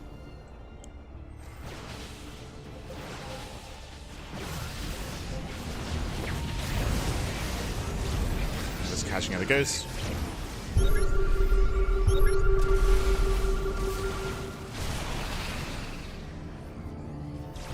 Shameless does rotate to the center.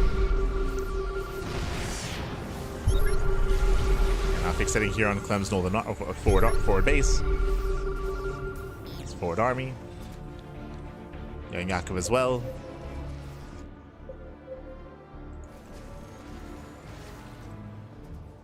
Again, pushing into Liberators, pushing into tanks is not going to be easy here. No, without Vipers.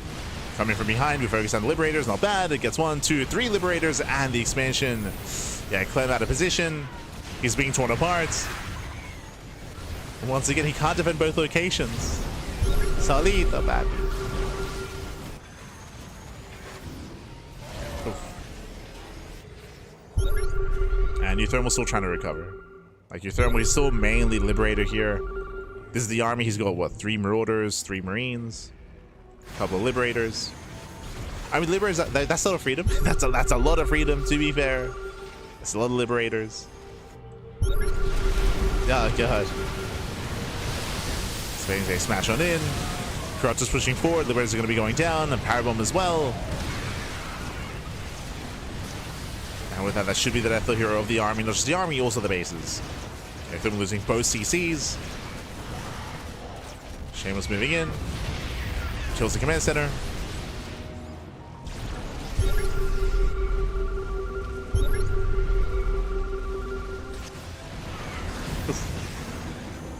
Jesus.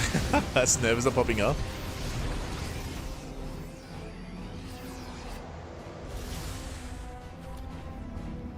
Alright, what do we have left? So uThermal, his army is 5 Liberators and 1 Viking. This is it.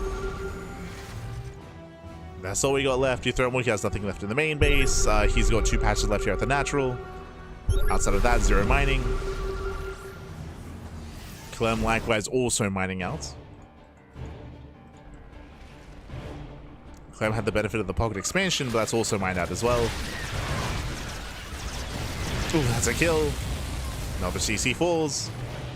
And another. No. GG gets called, and with that, Young Yakov and Shameless that will claim the series 2-1. They will eliminate eliminate uThermal and Clem, knocking him down to the lower brackets. GG. GG, well played. Intense back and forth here. Once again, though, when it came to the initial openers, we saw that uThermal and Clem, they went for a much more passive early game into a more mid-game heavy style.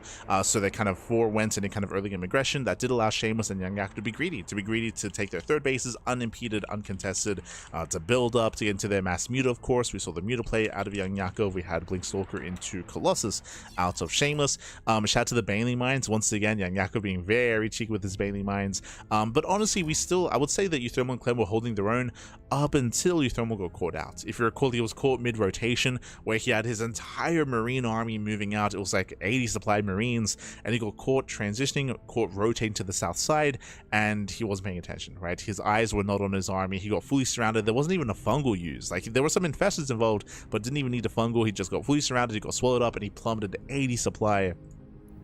And that was game. That was game then and there. From that moment, we saw that Clem was getting bullied. He could not keep up by himself. uThermal, he lost his army. He was stuck with only Vikings, and he couldn't maintain the low ground either, and it all just fell apart. GG. GG, well played. With that, both Yakov and Shameless will advance on. They advance on here into the next round, into the upper bracket. Oh boy.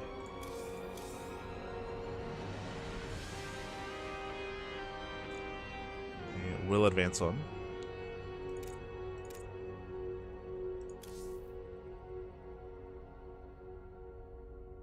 Shameless, I mean, they both were. Yeah. But with that, we are going to be going on a short break. Here, and when we come back, we will have the remainder of the upper brackets. We're going into the upper bracket finals and then the grand finals thereafter. See you soon after the short break.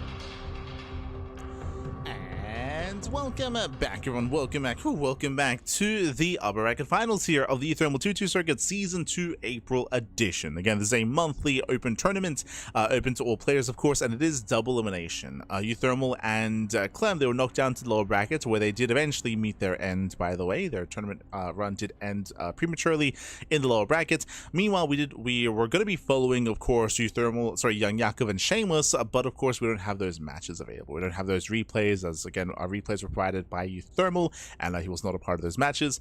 Eventually he was knocked out, and he was able to cover and cast the upper bracket. Here we have the upper bracket finals. Here we have here Marine and Classic versus Solar and Beyond. Gabe and Classic, they are new partners to 2v2. They didn't play previously together, but they started playing together because they're on the same team for the WardyCV Team League. The WardyCV Team League also has 2v2 available. It also has 2v2 incorporated. And both Gabe and Classic are on the same team. They're on team the Three Musketeers. That's it, Three Musketeers. It's Gabe, Classic, and Showtime. Those are the three players on the team. And of course, to get practice, I mean, they were playing in that event, so why not play in this one as well?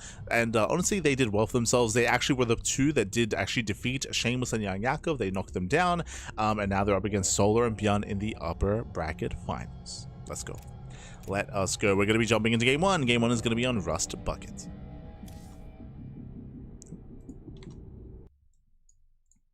Here we go. So from here, we'll be going into the upper bracket finals and lower bracket finals and grand finals. 3 series left, 3 series remaining. Let us go. As spawning in the bottom right-hand corner of Rust Buckets, we have the blue Terran player. The blue Terran player himself. We have the German Terran alongside the teal South Green Protoss. It is Big Gabe and Classic. And spawning in the top left-hand corner, we have our opposing team. We have the Korean team. We have the Korean Zerg player. We have the Korean Terran. It is Björn and Solar. Let's go. Let us go. We are going to be jumping in. We have a fresh series here, and welcome to Rust Buckets. A bit of a different map here, a bit of a newer map to the 1v1, to the 2v2 ladder map pool. We do have a pocket expansion available for Solar, and we have a shared high ground area here as our natural bases. Looks like Solar will be holding onto that pocket base until a little bit later on, as a 3rd or 4th expansion does expand forward instead. Okay. Does expand forward. Meanwhile, we have a double gas opener out of Gabe. Interesting. Going racks into double gas, into a faster factory, into a delayed command center. So a much more tech-heavy start out of our blue Terran player. Meanwhile, we have Classic going for a 2-gate opener. Hyper aggression out of our blue team. Okay, so again, fast factory out of Gabe, double gateway into double aggression out of Classic as well. Interesting. We'll see what they can achieve. We'll see what they can pull off. Bearing in mind there is no SCV Scout. True, no SCV Scout out of Björn. Going for a 2-gas opener himself into likewise a faster factory. So we have mirrored builds between our two Terran players, but Björn even skips the Reaper, going reactor first. Greed here by Björn. Does go reactor first. Gabe going Reaper first instead. Probe scouting towards the bases. It is hatch gas pool, standard build here by Solar. And the probe does scout the hatchery timing. Classic knows.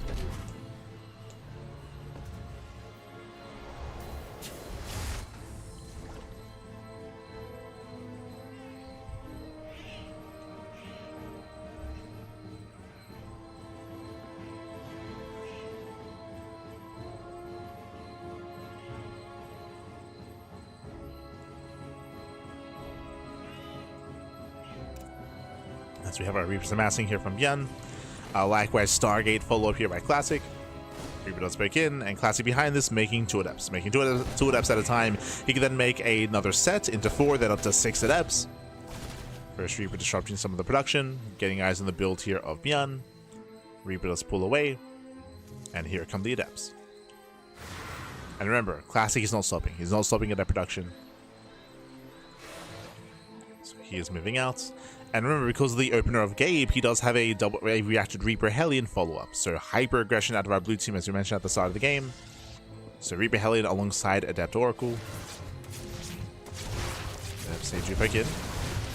They catch one of the Reapers, not bad. Yeah, one Reaper goes down. Ooh, we'll trade for the Adept though. Yeah, Likewise does with the Adept. Hellion does reinforce. Ling's getting caught out. Oh, he wants the Adept. He wants it. Oh, no. Oh, my God. Does barely shed away. Nah, but does get cleaned up. Does get caught out. So we are trading back and forth. Ooh. Hellion does overextend. Hellion overextends. Overall, a better trade here for Gabe and Classic.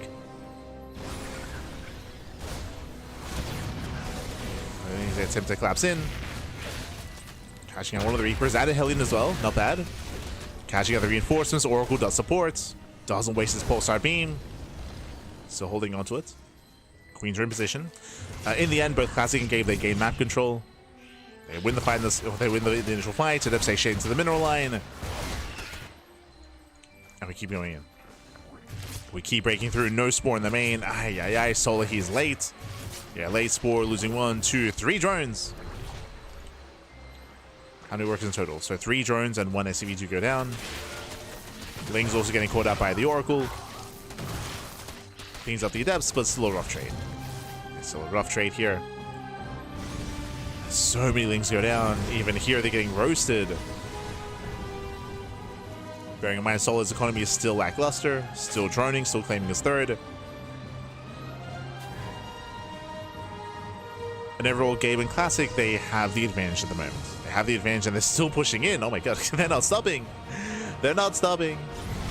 Lings, they get roasted. They have opposition here behind the mineral line. They move further in. Drones going down as well.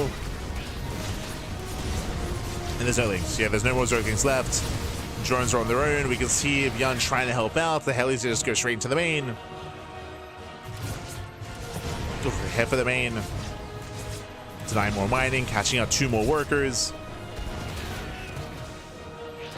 17 drones in total. Oh my God. Solar's getting bullied. You can see here, Solar's getting bullied. He barely has an economy. He's been focused down.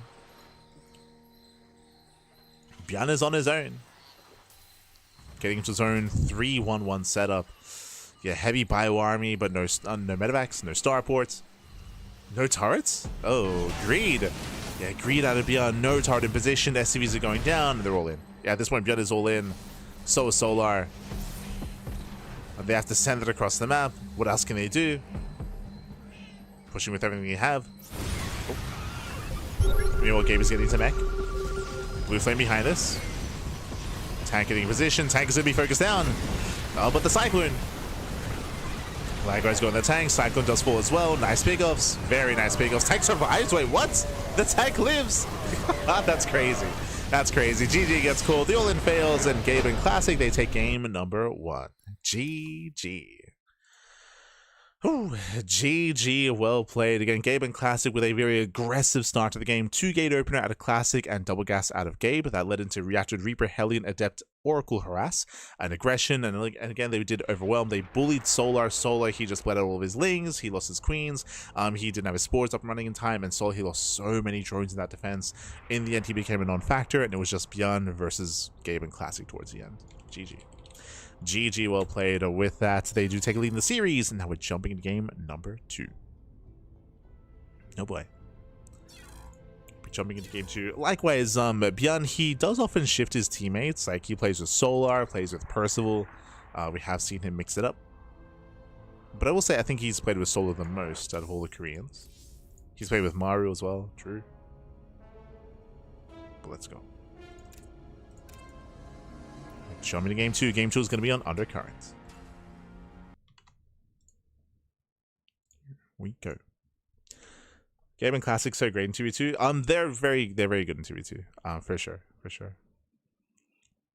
I think we still need to see more of them to really place them higher or to compare them against some of the best 2v2 teams. Like, for example, like I still say that MaxPax and Spirit, MaxPax and Piotr, like they're still like the best 2v2 team out there.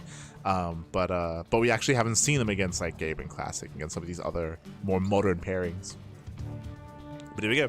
Here we go. Spawning in the top right-hand corner here of Undercurrent. We have our blue team. We have our German Terran. We have our Korean Protoss. It is Gabe and Classic. The Classic Marine, or the Hero Classic. And spawning in the bottom left-hand corner, we have their opponents. We have the purple Terran, we have the red Zerg. It is Solar and Bjorn.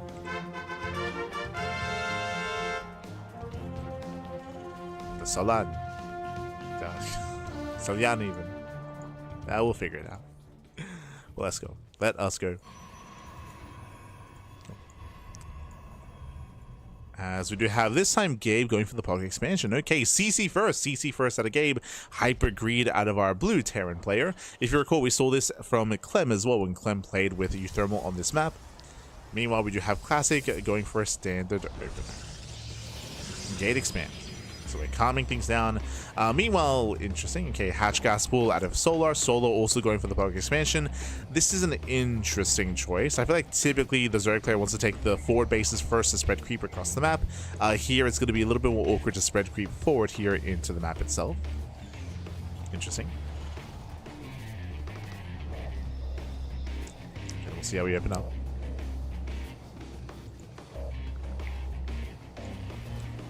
So CC first into our two gases. And again, just a much slower start here on undercard. We're slowing things down. We have a shared main. We have a shared natural for the most part. There's our opening up. Oh, double gas here by Bjorn. So delayed CC, earlier factory once again into Reaper Hellion. But we'll see how much damage he can really get done here as he has to push up into the main base for any real damage. We'll see.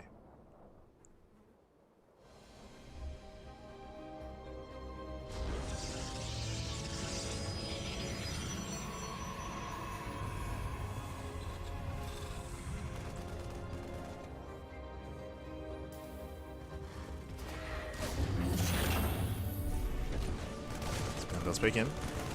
Sin pulls away. But yeah, when it comes to the other, actually now that I think about it, when it comes to like the top 2v2 teams, like they do reflect what is the meta in 2v2, which is Protoss and Terran. So it's like Classic and Gabe, Clem and Trigger, Max Pax and Spirits. Like looking at the top teams, they do have to be Protoss and Terran as well. Unfortunately, Zerg just doesn't really mesh too well in 2v2s when it comes to like supporting and partnering with the army and what they can really bring to the table in the mid game specifically. I say that Solar does go for a very Solar, he skips link speed. He skips link speed. We're spending all that gas on a very fast lair. This is what, like a 245 lair timing into fast roach warren, into hyper aggression. So we're going to be rushing into roaches and rushing into roach speed. This is for an all in. So this is going to be for an all in. Solar, he's building up. Likewise, Bjorn also going for a second Rax before Starport. So this also leans towards aggression here. Delayed Starport, 2-1-1. We might even go for a 3-1-1 into a 2-base all-in, which would line up with what Solar's doing as well. So hyper aggression from both Bjorn and Solar. Meanwhile, double Stargate, double Phoenix here by Classic. Okay, going to be opening up Mass Phoenix. And Mech out of Gabe. Yeah, this is how we... Hey, if you remember, we spoke about this during the Clem and uThermal series when Clem played Protoss, but we are going Mech and Skytoss. We're setting up for it.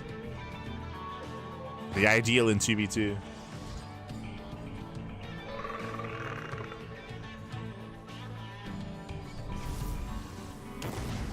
Oracle breaks in.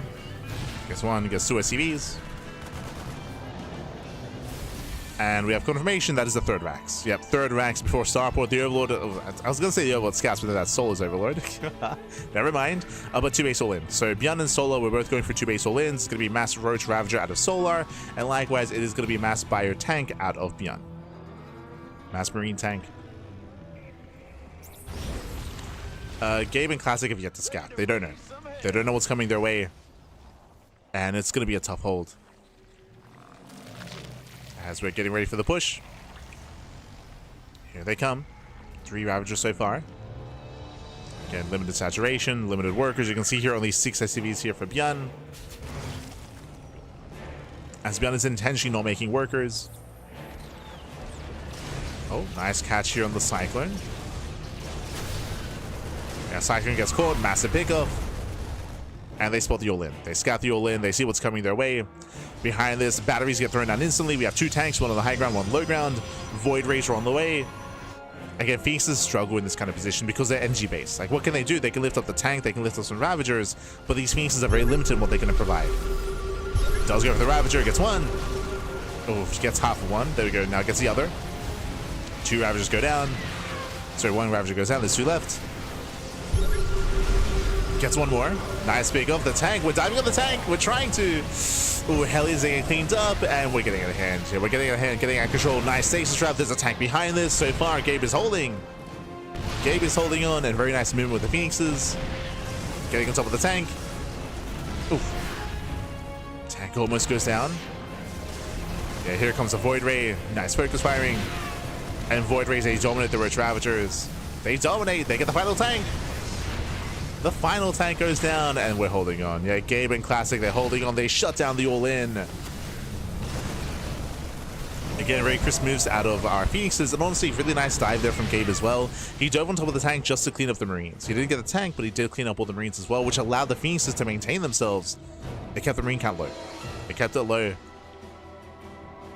So nice decision making there from Gabe. From here he goes to the counterattack. There's no drones to begin with anyway. Confirming no drones. Oh, yeah, desperation here. We're trying to rush into the goal. He's going for the goal base. Phoenixes, they get across the map. They catch out some of the production. There's no turrets back at home. And we have a Fleet Beacon, another Stargate, more Skytoss out of Classic. Oh boy. And again, Gabe and Classic, they're perfectly fine. Like they're settling into the mid game. They have the greater economy. They have the advantage. Right now, the pressure's on Solar and Beyond to try to recover and try to make up for it. To make up for that failed all in. Oof. As I beat out 1, 2, 3, 4 more SCVs. Ay ay ay. Phoenixes, they catch a queen in the main. Picking up Overlords.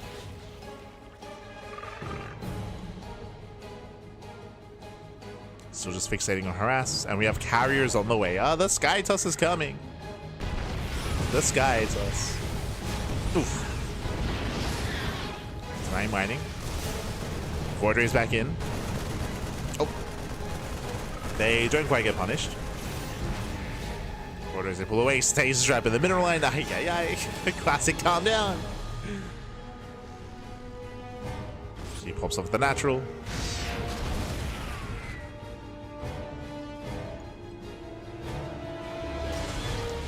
Is back in. Getting free damage on the tank. And throughout all of this, we're building up more tanks and building up more carriers. Remember, it's Hero Marine who's building up that tank count, who's building up that mech army. And likewise, Classic doing the same thing with his carriers as they get further ahead.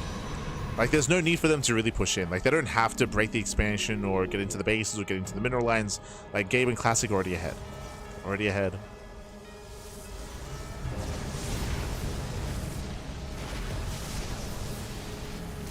Solar poking out. Getting into corruptor production. Beyond is still stuck on bio tank.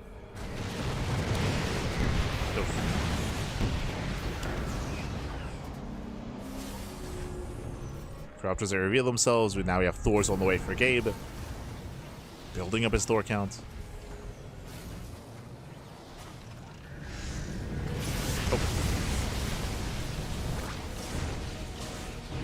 Out of Corruptor.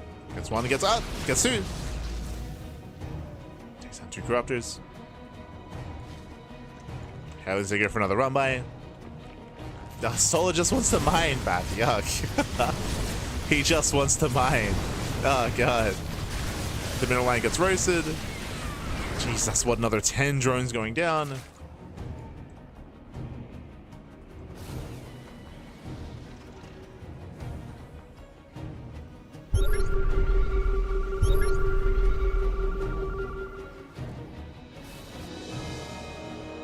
Flyby. Ideally, I would want to see more Tempest at this point. Like, we have enough carriers to maintain ourselves, and Tempest, they can definitely fare better here. For now, though, just mass carrier.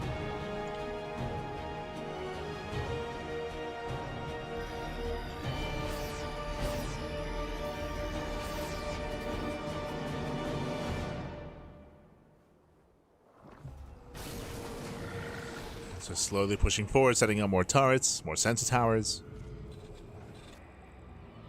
Taking over the center of the map. I will say that Beyond's army is more mobile. He does have a little more Marines, a little more Marauders, so he has a little more dive potential.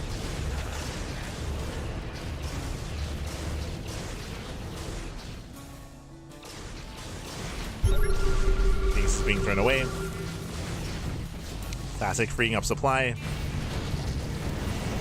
He's got so far 5, soon to be 8 carriers. That's a lot of carriers.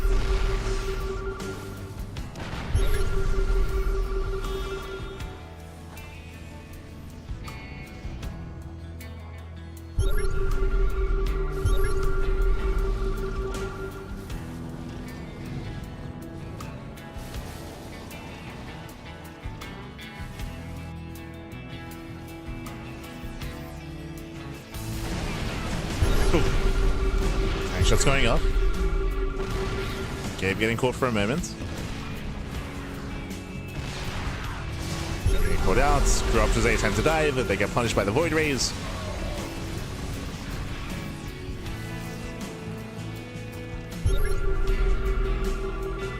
They do get punished. Now moving in. Okay, now moving in. Tanks to siege.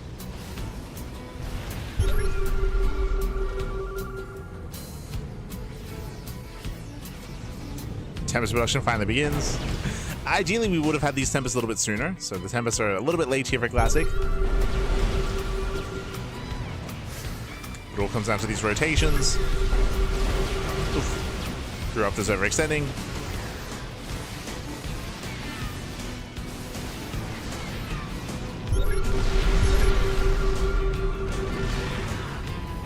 Corruptors overextend.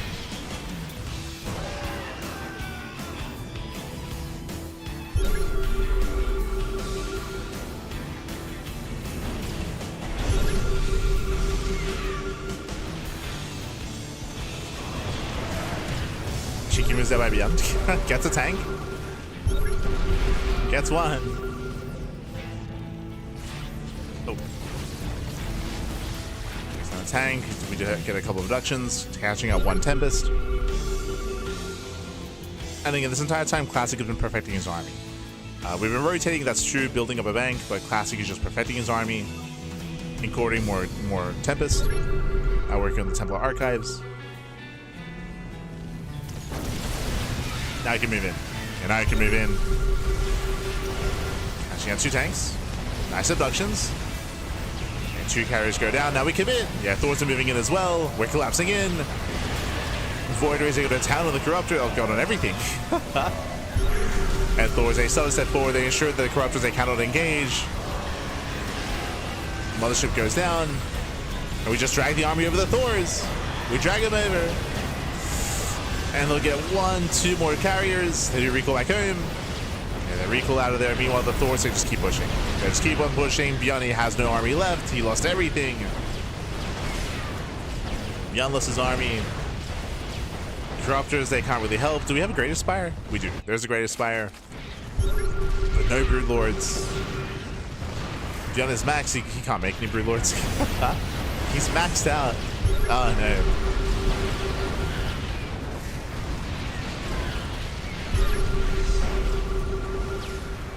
Okay, we just keep pushing forward. Behind this, Skytus is still amassing. We're trying to rebuild the mothership. Ooh, nice blinding clouds. Very nice. Gabe getting caught. Yeah, he's getting caught on his own. Classic is still waiting, still building up. Still building up his forces. He just doesn't care. Wow. Despite the surround, despite the blinding clouds, Gabe still wins the fight. Still wins the fight. The mass Thors is pretty good. It's pretty good. God. Ideally, you deal with this with murals, with like infestors, with murals. But there's no infestor setup. And GG. GG gets called. Gabe and Classic, they take game number 1. Whew. GG. GG will play. Oh, sorry, they could take game number 2. Yeah, GG, well played. But again, they did take a much slower approach here. I do apologize on having the correct score on screen. They did take game 1 early, of course, and GG, well played. They do take game number 2 after a failed all-in from both Beyond and Solar. They were so running it back here, if you recall, they were hyper aggressive early on. Solar, he went into no link speed, went for a 245-ish lair timing into a Roach all-in on 2 bases. Meanwhile, Beyond also went for a 3-1 setup into a 2-base all-in as well. So they were both all-in, both committed. We saw they just crashed into a brick wall of shield batteries, of tanks, and of Phoenixes and Void Rays. I will say very nice control by Gabe early on when he dove forward with the Hellions to snipe all the Marines to ensure that the Phoenixes could actually maintain themselves as well. So really like smart moves when it comes to how they engaged, cleaned up the Marines, the Phoenixes, they held their own, they shut down the Ravagers, the tanks, and with that the all-in failed. GG all played. The all-in did fail, and with that, both Gabe and Classic will advance on to the grand finals. Meanwhile, Solar and Beyond, they get knocked down. They get knocked down into the lower bracket. Instead, it is going to be a best of 1 between Solar Beyond facing off against Maru and Creator. Un momento. Here we go.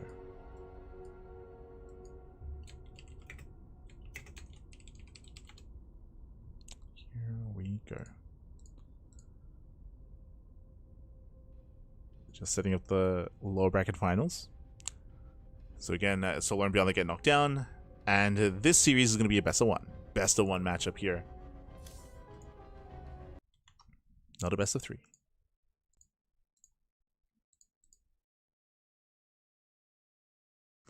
StarCraft has some of the best soundtracks, for sure, for sure. For sure.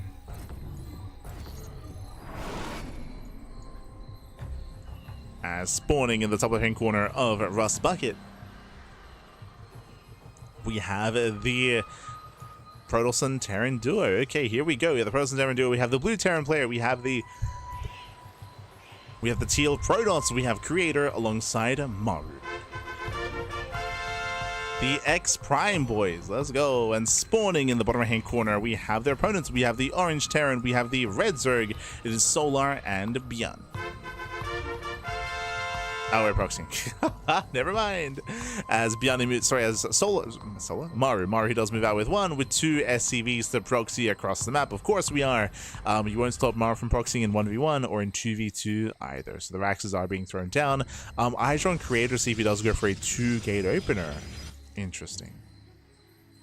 Now gate into Gas Geyser. Creator setting up. We have our 2-Rax Reaper here from Maru.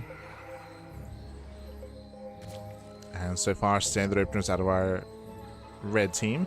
Double gas here, so faster factory. This is a safer build here by Beyond. He'll have access to a faster Hellion and a cleaner defense against 2-Rax Reapers. So far, safe opener here by Beyond. Looking good. Especially considering that the 2-Rax Reaper is threatening Beyond, not Solar. Creator does scout ahead of time. He will confirm the location of the players. Does find Solar, and now they know that Beyond is here next to the proxy. Creator is going for his own 2-gate opener, 2 gateways into a Cybercore, into Adept Aggression to reinforce, and here come the Reapers. Now, as long as Beyond doesn't lose his first Reaper, he should be able to react in time to pull away and to defend. It comes down to his reactions, though. If this first Reaper goes down, then Beyond is in a lot of trouble. So it comes down to the reaction time. It's like a regular TBT. It's like except with Adepts on the horizon. True. So there's even going to be more aggression.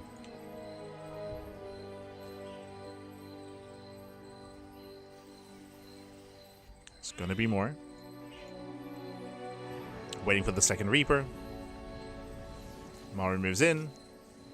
And Beyond, he does take a shot to the face. He does take shots. Factory does finish. Boys are being pulled, and so far Beyond is holding. Yeah, Beyond is holding. He just has to micro his units to make sure he doesn't lose too many SCVs. He'll lose 1. 1 SCV goes down. And so far Beyond is holding on. The Reaper has arrived. They trade 1-to-1. Beyond pulls away though. Yeah, Beyond pulls away, and Beyond, he does outstrade. Oh, they do trade 1-to-1. 2 Reapers to 2 Reapers. Hellion does pop out, and remember, Adepts are coming. Adepts are on the way. So far, Maru, he wanted more than this. He wanted to trade better than Beyond. He wanted to be more efficient. That's not the case, though. We're trading evenly. And Beyond has the greater economy. Beyond has that CC getting up and running. Lepsay coming from behind. Ling's hit us around though. Yeah, Ling's they collapse in. Reaper's into the mineral line. He's going for the SCVs. He gets one. Gets one SCV. Just the one. Adepsa cleans up, and in the end, I don't think this was quite worth it here. Link speed is kicking in. Yeah, we're getting to Link speed. Solo's now counter-attacking in the end. Now the production's out in the open. Back at home, what do we have to defend? There's nothing. There's nothing here from Maru. I mean, his Reapers had raced back. So there's 4 Reapers, true. His Reapers are back at home. The Lings are trickling in. Yeah, they're struggling here against the Reapers. Okay, good kiting. Solid kiting. Has all 4 Reapers survived? All 4 Reapers survive. Oh no. Yeah, very nice control by Maru. Doesn't lose a single Reaper. The micro back to the control. But the Hellions. The Hellions should overwhelm. They catch out the Reapers. Finally, the Reapers go down. Every Reaper falls. And we'll force a cancel. We'll force a cancel on the CC. On the high ground, there's one Cyclone. One Cyclone to defend. There's a cancellation. Maru's stuck on one base. And at least they keep flooding. Yeah, they keep on flooding in. No blink. There's no blink available. It was a Stargate follow-up. Losing 1, 2, 3 Stalkers. Ay, ay, ay. Lings, they flood into the main. Boys are being pulled. And Creator losing too much here. 1, 2, 3, 4 probe kills. Ay, ay, ay. Insane damage. Again, Oracles would have been ideal. Oracles would have been ideal. Instead, we have Phoenixes. The probe gets targeted. Sorry, the pilot gets targeted down. Depowers everything. Depowers the Stargate. The Lings are still flooding. Nice control. Nice pick up micro. We have 20 more Lings in production. Solo, he's still just flooding. He's still just rallying across. Beyond is teching. He's going into zone 111 into Cloak Banshee. So Beyond is teching up. But Solo just wants to end it. He just wants to keep going.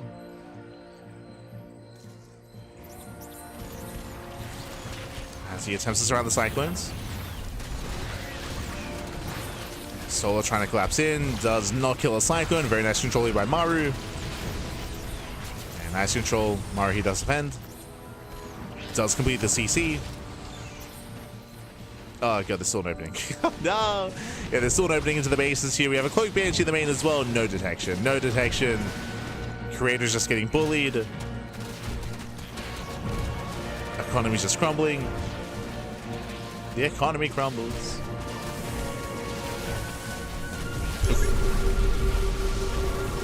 And Creator is down to what? He's down to 13 probes. That's a less than a 1 base economy. Again, Creator, he just had a rough follow-up here. After the aggression, we assumed it was going to be Oracles, but it went Phoenix. And against mass Ling floods, Phoenixes, they lift up one Ling at a time. One Zergling at a time. They just haven't really been too effective.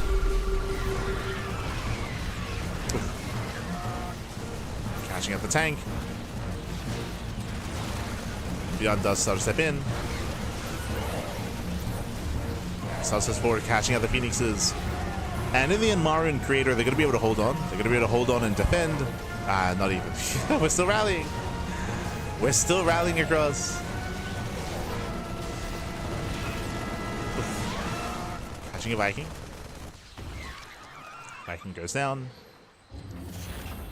Again, Creator is limping along here when it comes to his economy. Maru, he has a robust 2-base setup at least, and he has a 3rd CC. And we just have to calm down. The reality is that Beyond and Solar just have to calm down, build up into the mid-game. There's no rush to keep flooding in. They don't have to. Yeah, they're knocking down these rocks, creating another opening. Joining up. We have our lair on the way. It's a very late lair. Again, Solar was like hyper-fixated on trying to kill. So later lair. Slowly building up. Lair is on the way. CC as well.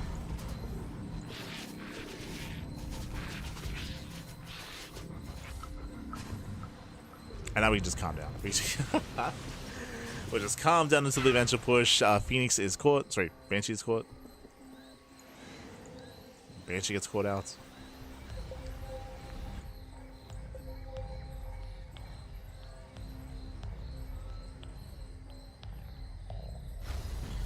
Solo, he was just pinging the Rockshore Beyond, I think.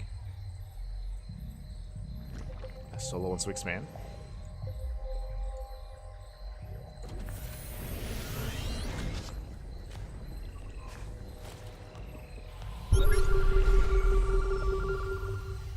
And it's going to be a rough road to recovery here for Maru and Creator.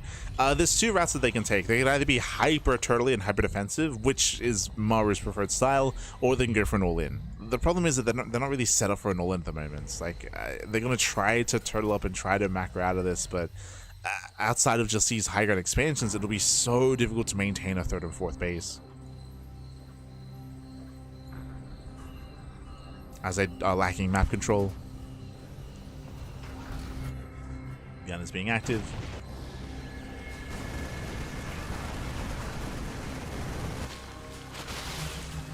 And Road Ravager out of Solar, which is a very mid-tier army.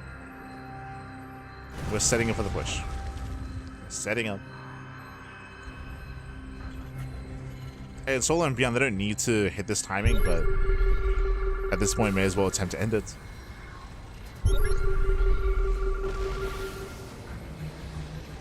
May as well. Yeah, they knocked down the rocks earlier. There's a way in. He has a way in.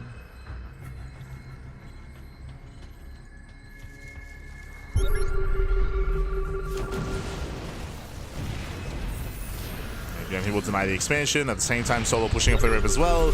Two tanks are sieged. Files are connecting. He gets one. Yeah, he gets one. He gets two. He gets all three tanks.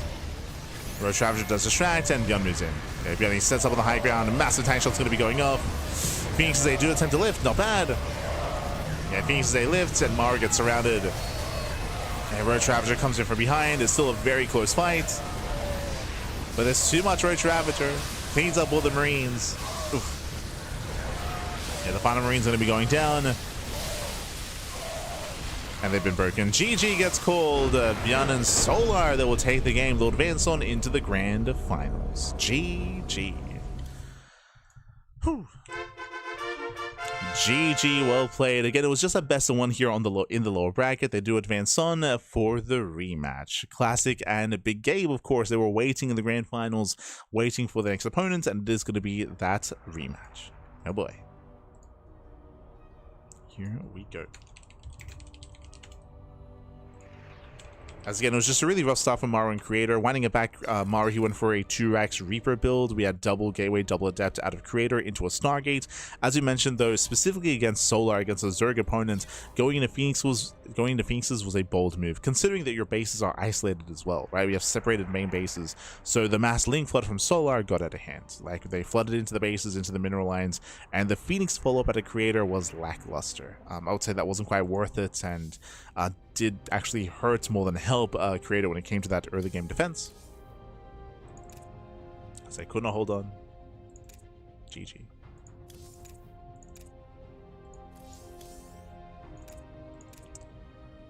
GG, well played. With that, we're getting into our grand finals here. Un moment.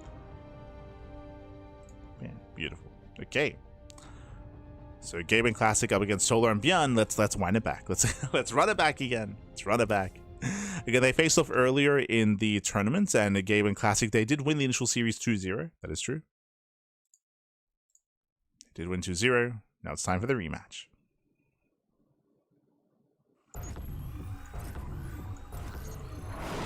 Let's go. As spawning in the top left-hand corner of a new bed of chaos, we have the orange Terran player, we have the red Protoss, we have Gabe and Classic. And spawning in the bottom right hand corner, we have their opponents. We have the blue Terran, we have the teal Zerg, we have Beyond and Solar.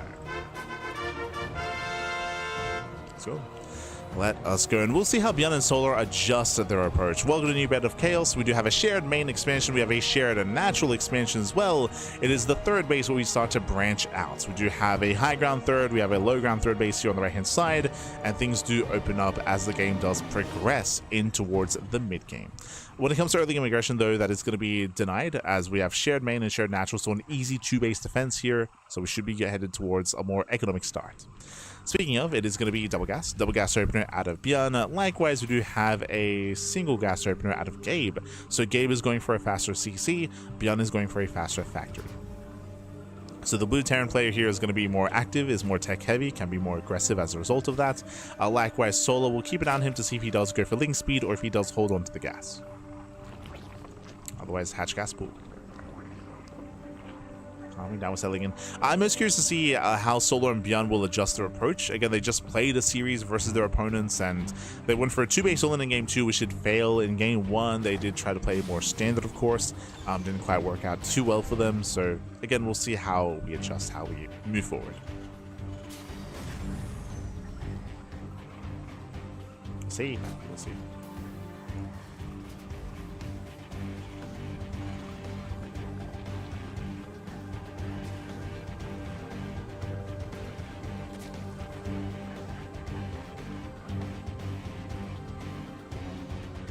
Players are going to be opening up.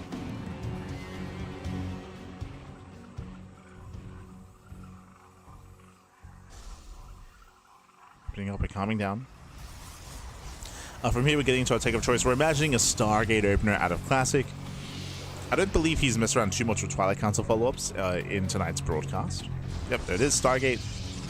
So Stargate into Oracle into most likely double Stargate Phoenix from our Protoss player. Meanwhile, Gabe has been playing around a lot with mech, so we'll see if he does once again delve into mech as well. We shall see.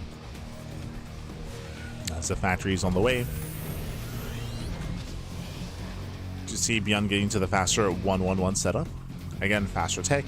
From here, we can go add on into, say, Banshee play. There's our tech lab. Eyes are on Beyond.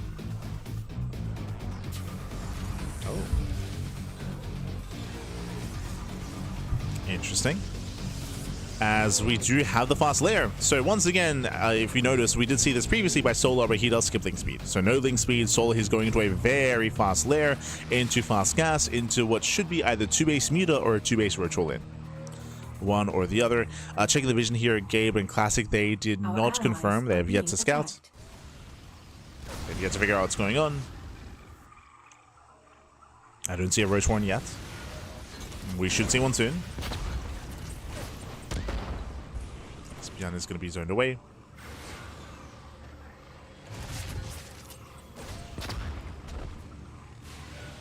It's going to be zoned back. Likewise, we have extra gateways behind this. Okay, so it's not double Stargate. It's going to be extra gateways instead. So Oracle opener into a 3-gate setup. Hidden behind the base into a Twilight Council. So we do have a stronger mid-game setup here instead. Less passive. Heli's going for the dive. No, they get in. Yeah, they break into the mineral line. Oh, they're going to pull back. Queens will deter. Heli's, they rotate. They look for a way in. They get one more volley up before pulling back. And it is going to be 2-base Muta, not Roach all in. They scout the Spire. No, he does get scouted.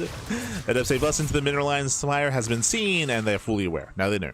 Now they know what's going on, and we should be going for a very strong timing to punish. Remember, Mutas, they're amazing when it comes to harassing and when it comes to gaining map control, but they struggle defensively. Mutas do struggle. Classic gets in. Does hit the mineral line.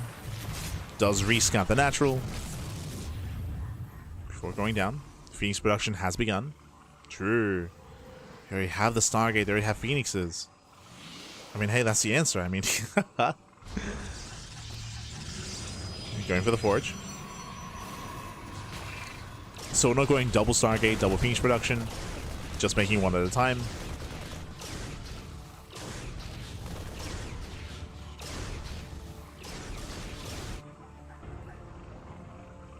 Still waiting on Solar. Solar, he's banking up resources. Blink has begun. Banging that set of Solar. Does he not make mutas? I mean, at this point, we have to. So late Baneliness, late Eva Chamber, late upgrades, late setup here into Link Bane. Link Speed is delayed as well. It's just all late. And we're opening up Corruptor. Ooh, so again, Solo's in a really well position. There's a very low chance of Muta's working, so he's going into Corruptor. Corruptors, they're supportive units. Like, they have some value here, but this is less than ideal. Solo is behind.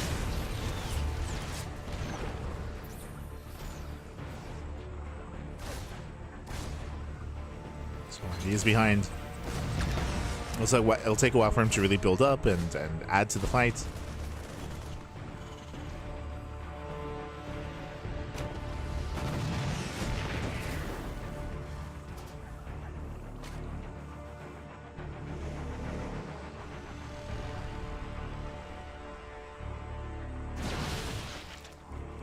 As Mass Stalkers moving in.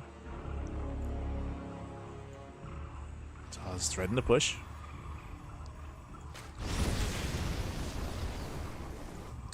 Templar Archives on the way for Archons for Storm.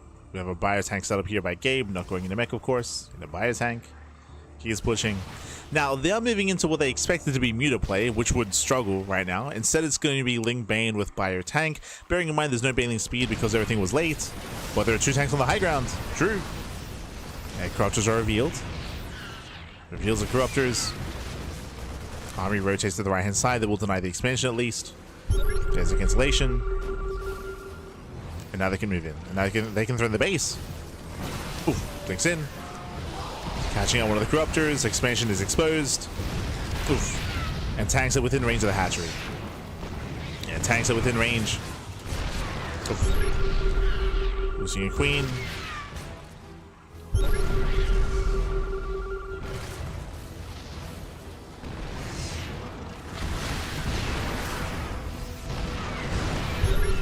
Taking hits from the hatchery as well. Solo does go for the counter attack. Nice use of the banelings. Okay. Very nice use. As I believe he will get into the mineral line. Classy does pull away. And they defend. They defend well here. At the same time, the army does collapse in. Getting on top of the tank. 2 tanks go down. They're holding on. Solo and beyond, they do hold on. They do defend. But at a cost. Solo did lose his expansion. He lost his 3rd and his 4th. So they're in a very rough position. They've got to commit. But they're committing into Storm. This High Templar. Oh, the lock on. Oh my god. Nice moves there by Beyond. He baits out one of the storms. That was premature. Oh god, the storm hurts Gabe. Calm down. Oh, jeez. The friendly fire. Calm down, Pap.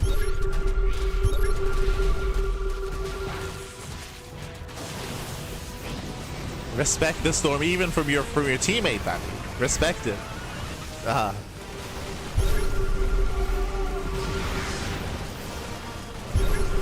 So your bands to make their way into the mineral line. Classic, he pulls away late. Yeah, late reaction. Now we're collapsing in. Takes on one of the tanks. There's still 2 tanks left. The tanks. Oh my god. Storms are connecting. Nice spread here by Gabe. And with that, the army crumbles. Gabe and Classic, they break on through. They take down the final tank. There's that 1 tank left. Does go down. And they've done it. They've done it. Bearing in mind that Solar and Beyond were committed. Why were they committed? Because they lost their bases. Like Solar, he lost his 3rd and 4th expansion. They had to break through. They failed to do so. Now we're rushing forward. Bailey's on the way. Oh my god. Bailey's being denied. Shows the storm. Once again premature. Yeah, Classic playing scared. Better storm here covering the tanks. High Templar, they pull away. Oh, we have the prison. We have the war prison. We can reinforce across the map. CC's denied. We can see the Souls expansions cut off from the rest. GG gets called, and Classic and Gabe, they take game number 1. GG. Whew. GG, well played. Again, a rough start there for Solar, winding it back. If you remember, Solar, he was trying to go 2 base Muta. He delayed Link speed. He rushed into the lair. He was trying to rush into Muta play, and he got scattered early on. And because of the Phoenix response, he could not actually make Mutas, so he was stuck in a really bad position. He was forced to make Corruptors, which is, you know, a supportive unit. It can help somewhat, but remember that he had everything else delayed. Link speed was delayed, Baneling Nest was delayed, Eva Chambers, upgrades, everything was delayed in favor of the Lair and in favor of the Spire, and it wasn't worth it, right? It wasn't worth it. So Solar, he was a non-factor in that game. He was playing from behind himself. Beyond was trying to hold his own and make up for Solar's rough early game, and in the end, they couldn't fight for map control. They lost their expansions. GG. GG, well played. In the end, Solar and Beyond, they were all in, and with that, we're now jumping into game number 2. Okay. Show me the game 2. Going to be loading into Reclamation.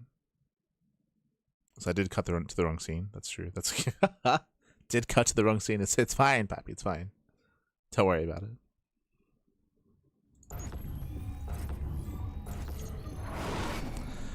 Spawning in the top left-hand corner of Reclamation, we have the blue Terran, we have the teal Protoss, we have Gabe and Classic.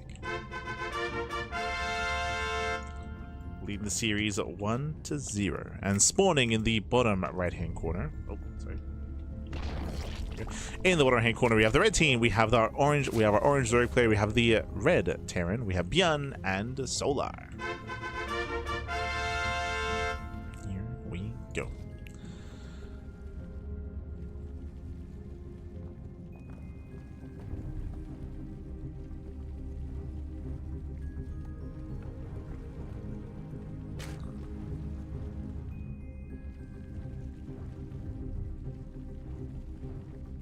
Guys, we are going to be settling into our game, settling into game number thus.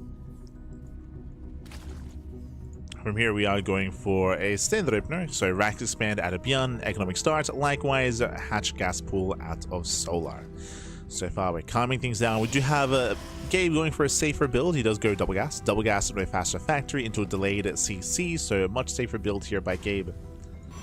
Likewise, Classic opening up 2 gate. Ooh, so when I said safer build, I should have said aggressive. Remember, what does double gas mean? Double gas means a faster factory. It means we can go into Reaper Hellion, into Reactive Reaper Hellion as well. Meanwhile, 2 gate into Master Depths. Classic is being hyper aggressive. So hyper aggression here from both Gabe and Classic. Oh boy. And we'll see if they can punish.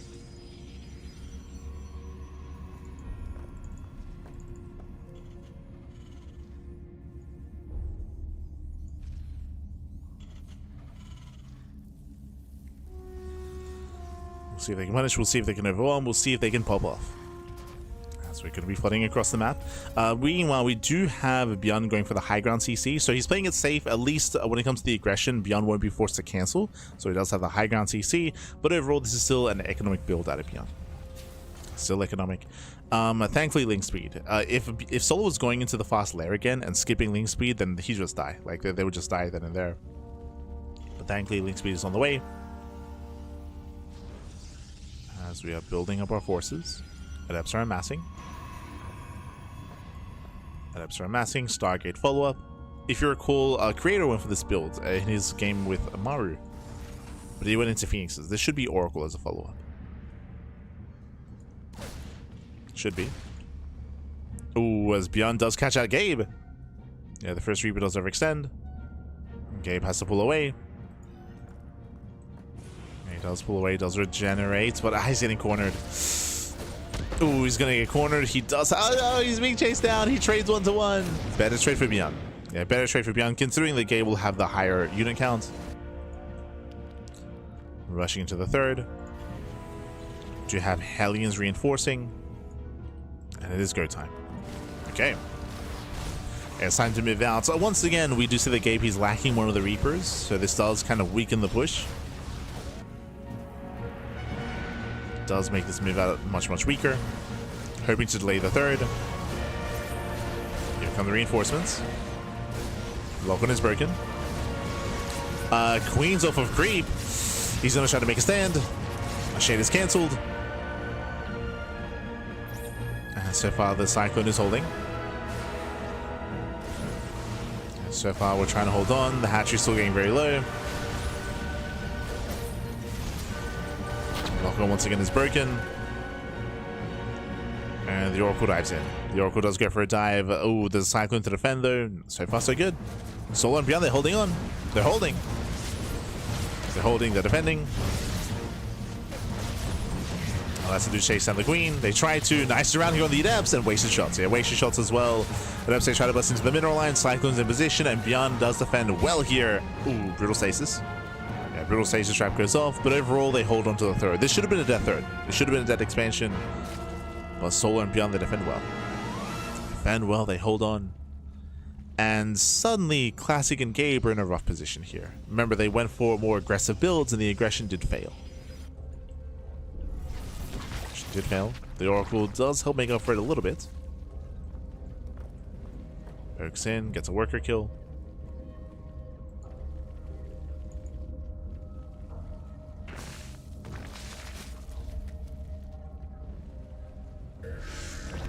So Oracle comes in from behind. Ooh, lands a stasis. Barely does pull away. Barely.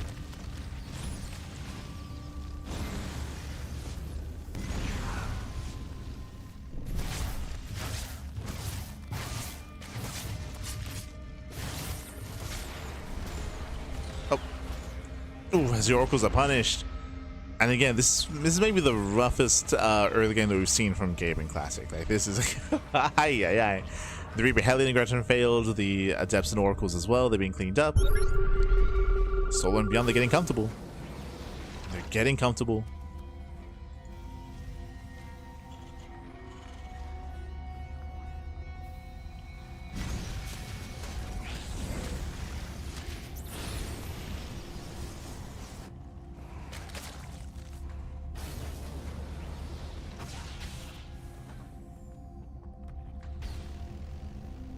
So even have a went behind Dark Shrine. Again, desperation here by Classic.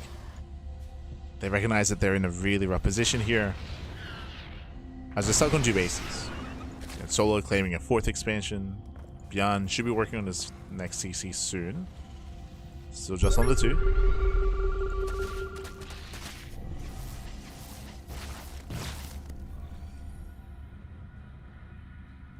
Things are pulling away.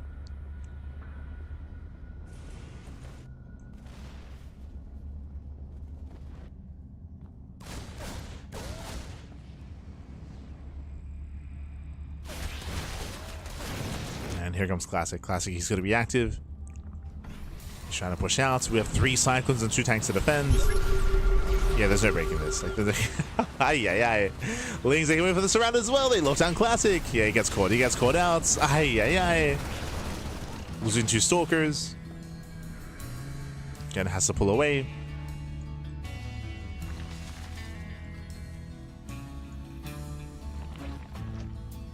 Has to pull away.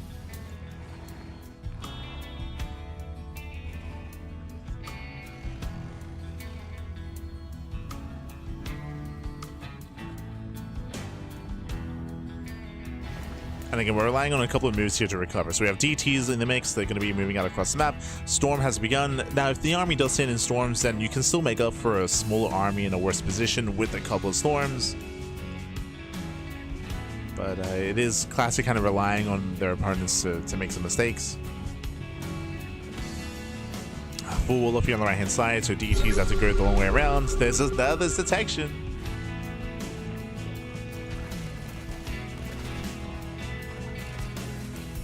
Overseer moves out. DTs are waiting.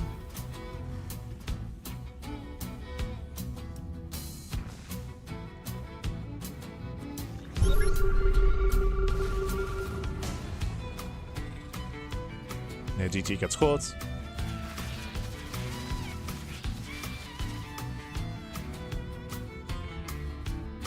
Classic's still trying to be active. He might catch some Cyclones. True. Oh, not quite. He gets one. Gets one Cyclone. Marines, they flood in. They get us around. They force the recall, catching up 3. 3 Stalkers go down as well. And that Gabe is on his own. Yeah, Gabe is on his own. He'll lose all 3 tanks. He'll lose his main army. He has to get the hell out of here. And it's all just snowballing out of control. Again, just from the early game. It was just a really rough early game. As always with StarCraft, it just shows how important like the early game economy, the early game aggression is. as they were just so committed and they've just been playing from behind from the beginning.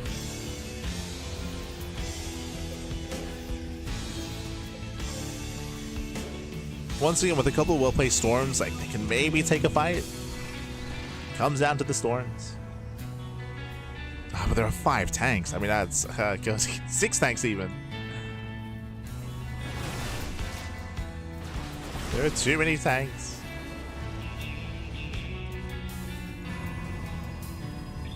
Means they distract. Means they cause a massive distraction. Gun pushing forward. Where are we going? Catching a couple units. Catching out a couple of robes. Forcing friendly fire. Means they find the top base. Oh, he finds a Templar. He wants them. Oh my god. He just ignores. He ignores. He goes straight into the main. Feedbacks, they do nothing. Does go for the mass unload. And Classic turns everything around. He turns everything back around. He's racing back home to defend. At the same time, we have Beyond. Sorry, we have Gabe going for his own drop. True. Let's go for his own drop. Oof. We have Ling Hydra massing lurkers as well. Still Beyond the defending. The Junior drop still popping off. Still overwhelming. Oof. Yes, Classic handle defend. Not against this. Not like this, Pappy. Not like this.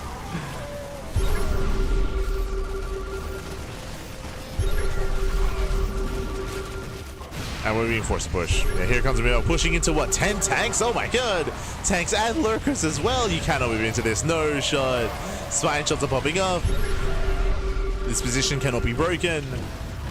A ground army trying to break a siege line of tanks and lurkers? That's insane. Like that's oh my god.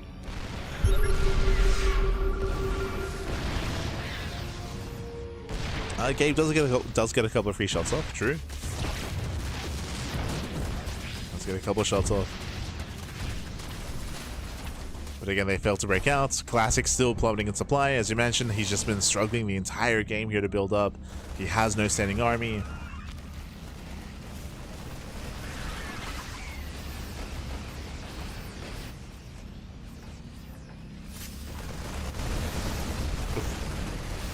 Beyond takes out another expansion.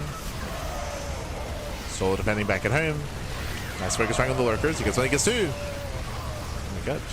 Gabe trades well. Gabe trades very, very well here. Okay, let's go. Takes out the expansion. Gabe is maxed. Like, he does have a standing army. Can he 1v2? Nah, it's a little to ask. Yeah, it's a little. Oh god. Yeah, rough move command. Again, Classic, he's been down and out for quite some time at this point. Does that a storm? Oh my god, we stand in it. Jesus. Stands in the storm. Okay, he breaks through the lurkers. Okay. Oh, breaks through most of them. And clean up the final lurkers. Gabe, he does gain ground. At the same time, oh god. Mormon lines are being punished. And Gabe is on his own here. Marines, they still step forward. They clean up all the tanks. Gabe, he'll lose control of the center. We just keep pushing. The low ground is exposed. And here comes Solar and Beyond. And now finally they break through the main line. Pushing into the mineral lines. Massive storm with the Marines. Oh my god, the storms! The storms are solid. Again, very nice storms here by Classic. He storms his heart out. The best storms he could have hoped for. It's all on you, Gabe. It's like he just doesn't have enough. Yeah, reinforcements getting caught out. Gabe's army is exposed. It's isolated.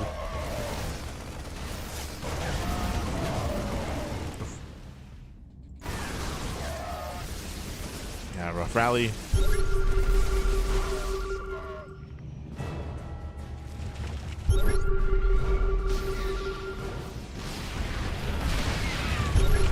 Sully's waddling in, getting on top of the tanks.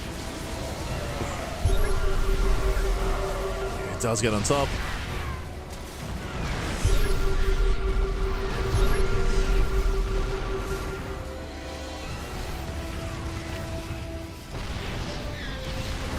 As he moves in, getting within range of the planetary. Again, it's impressive that both Classic and Gabe have lasted this long. It's been like, what, like 10 minutes? Since they've been like down and out and struggling to maintain themselves and keep their head above water. And they have. They've been hanging in there. They've been treading water for 10 minutes, but there's only so long this can go on here, as the main is now forfeit. And GG. GG gets called. Beyond and Solar, they take the game, and we tie up the series. We're going to the ace match. GG. Whew. GG, well played. Once again, it was just a very rough early game for both Gabe and Classic. They had a very, very rough early game, which led into a worse mid game. It meant that they had no momentum, no map control. They were behind economically and behind tech-wise the entire game. They did kind of like survive, and they were able to like stem the tide and hold on to 3 bases, but by no means did they ever have any real momentum or any kind of threat to the forces across the map. Gabe was able to max out, that's true. He was able to maintain his bases, but he was on his own, right? Like Classic was being bullied the entire game when it came to his own main base, his expansions. Classic could not build up. GG. GG, well played. And with that, we're getting to the ace match. Going to be loading into Rust Bucket.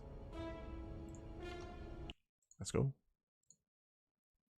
Let us go. Bearing in mind as well that because Gabe and Classic came in from the upper bracket, they do have an extra life. So if Solar and Beyond win this series and win this game, we will have a rematch. We'll have a reset match. Let's go. Let us go. Spawning in the bottom right hand corner of Rust Bucket, we have the red Protoss, we have the orange Terran, we have Gabe and Classic. And spawning in the top left-hand corner, we have their opponents. We have the teal Terran, we have the blue Zerg. It is Solar and Beyond. What's all the pings, papi? Oh my god. Calm down. Calm down.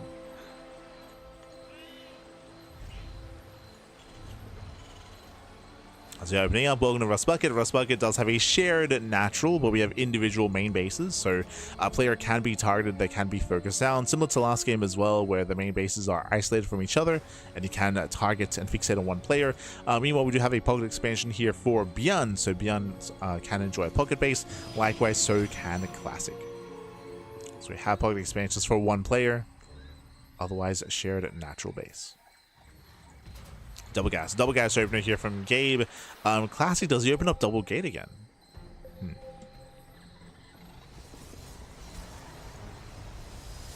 Eyes are on Classic.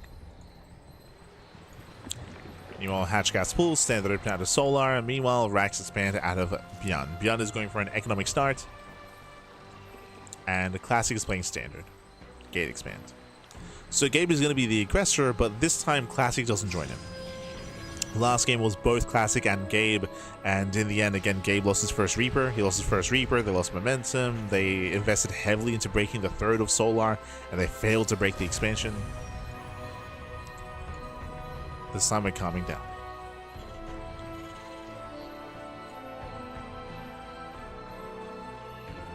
Coming into this, Gabe will have a weaker economy. His economy is going to be weaker, but he can make up for that with potentially some Hellion Harass. Banshee play is also viable here. We'll see.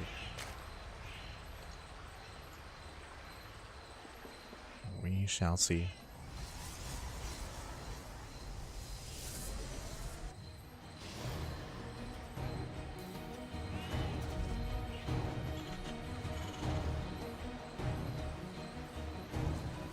I just realized all the events are on at the moment. True.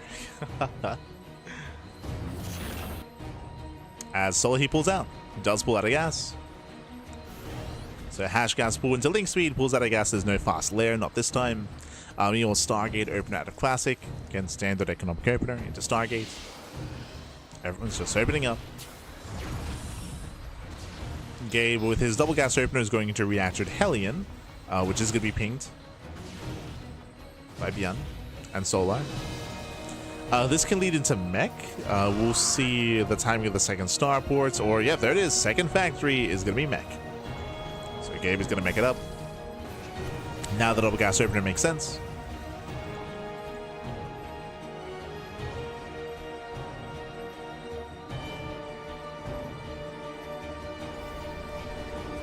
build up his mech. Getting into battle mech initially. Meanwhile, we're expecting Classic to join him and to go into a second Stargate from Oracle into Phoenixes. That's our expectations. It's kind of the go-to, but we'll see.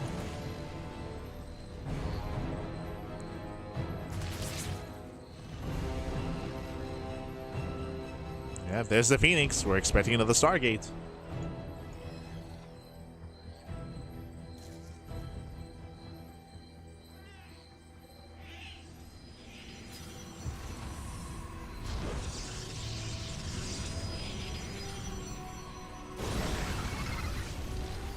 So now we're just fighting for map control. The Oracle does move out. Our third CC's on the way for Bjorn. And the Cyclone is in position. He's in position. He'll lose two SCVs. Not just one. Just one SCV. Oracle does pull out, does pull away. Lock-in is broken.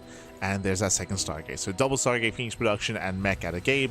We saw them both make use of this, if you recall, previously on Undercurrent in their first series against Solar and Bjorn. They excelled. We'll see if they can do so again. Oh.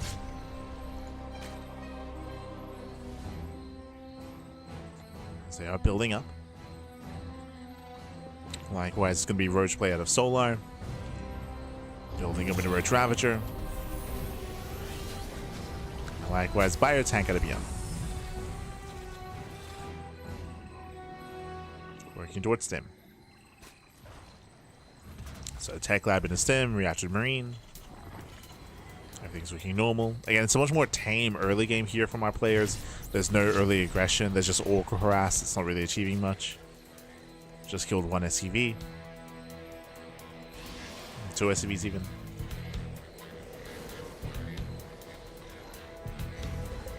And we're just going to build up into the mid-game. It's building up into the mid-game.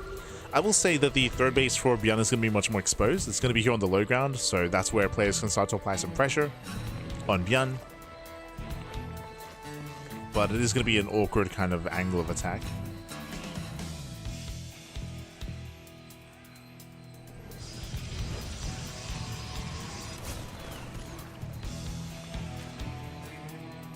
It's going to be awkward.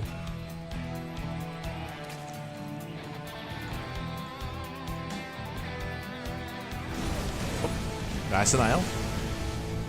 Gabe in position. Nice expansion. Fleet Beacon's on the way. This is going to be for carrier production. Again, we're just building over to Sky Toss. Meanwhile, Spire's on the way for Corruptors. And Phoenixes don't find much damage here. Good reactions by Solar. Spire gets scouted. Ooh. Cyclone's ready here in the pocket base. And the Phoenixes, they do no damage so far.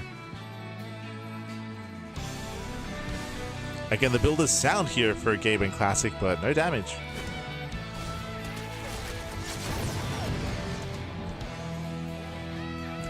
And because they've done no damage, there's going to be a window in time here where we could see Solar and Beyond break out, push across the map with their Corruptors with their own bio army, and try to break their opponents before Skytals. Before we hit Critical Mass Carrier.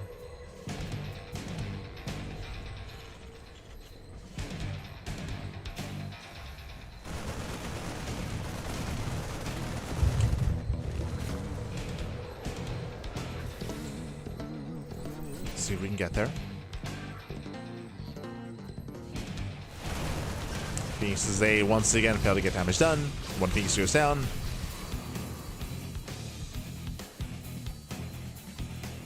So far, Soul and Beyond, they've defended well. Defended very well. And again, it's going to take time to build up these carriers. It'll take a lot of time.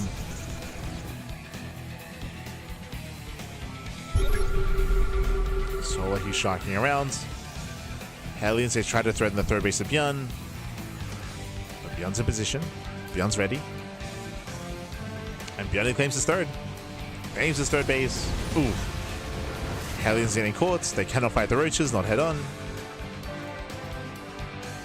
And what is our tank count looking like? 7. 7 tanks. It's okay. Still need to build up that tank count.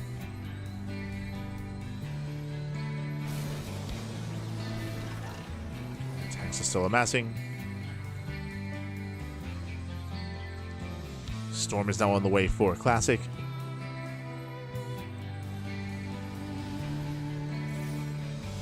And what are we hunting for? Hey, almost catching the Oracle. Skytos is now revealed. Nice aces. Stasis goes off. Now again, there's still a period in time where I do favor Beyond and Solar, but that window is closing. That window will soon close once we hit critical mass. Then we have to favor Classic and Gabe. But we're not there yet.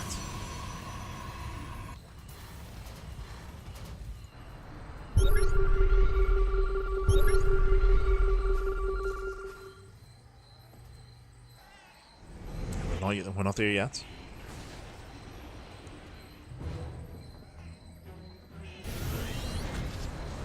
So slowly taking more bases, slowly taking more expansions. How many carriers do we have so far? 4, soon to be 7. 7 carriers, then ideally we start Tempest production. Yo, the token Swarm Host, let's go! Token Swarm Host is on the way, second Spire for double upgrades, eventually for the Greater Spire. Ideally we'd have some spell caches, so just not purely Corruptor, but Corruptor Viper. Corruptor Viper Infestor. Mainly Corruptor Viper. We're just getting caught out.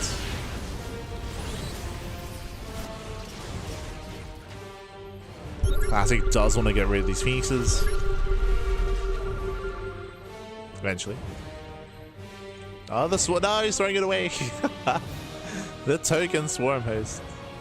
Gotta be thrown away.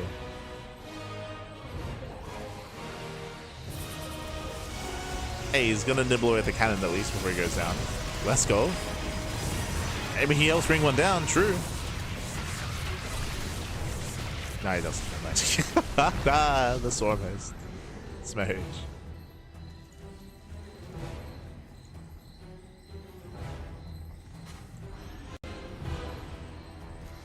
Jesus, we have 3 Ghost Academies on the way. We're going into mass nuke. The nukes are amassing. We're getting into the late game. We're just massing up into the late game here. When it comes to our late game compositions, it is Bio Tank, it goes to Viking, which is the ideal. Eventually, we want to get rid of some of the Bio and go Bio Tank. Sorry, I should say Ghost Mech. So Ghost with tanks and Liberators and Vikings. That would be the ideal army for Beyond. He's getting there with extra star points. He's working there. It's still no additional starports yet. He's working in that direction. Speaking of Skytos, so Sky Terran, we do have Mass Vikings on the way from Gabe. He himself going into Mass Viking tank, and then it's either Mass Viking tank Thor or into Liberators as well. See. But in the end, Ghost Mech is the ideal kind of late game composition that both players want to work towards. Phoenixes are thrown away.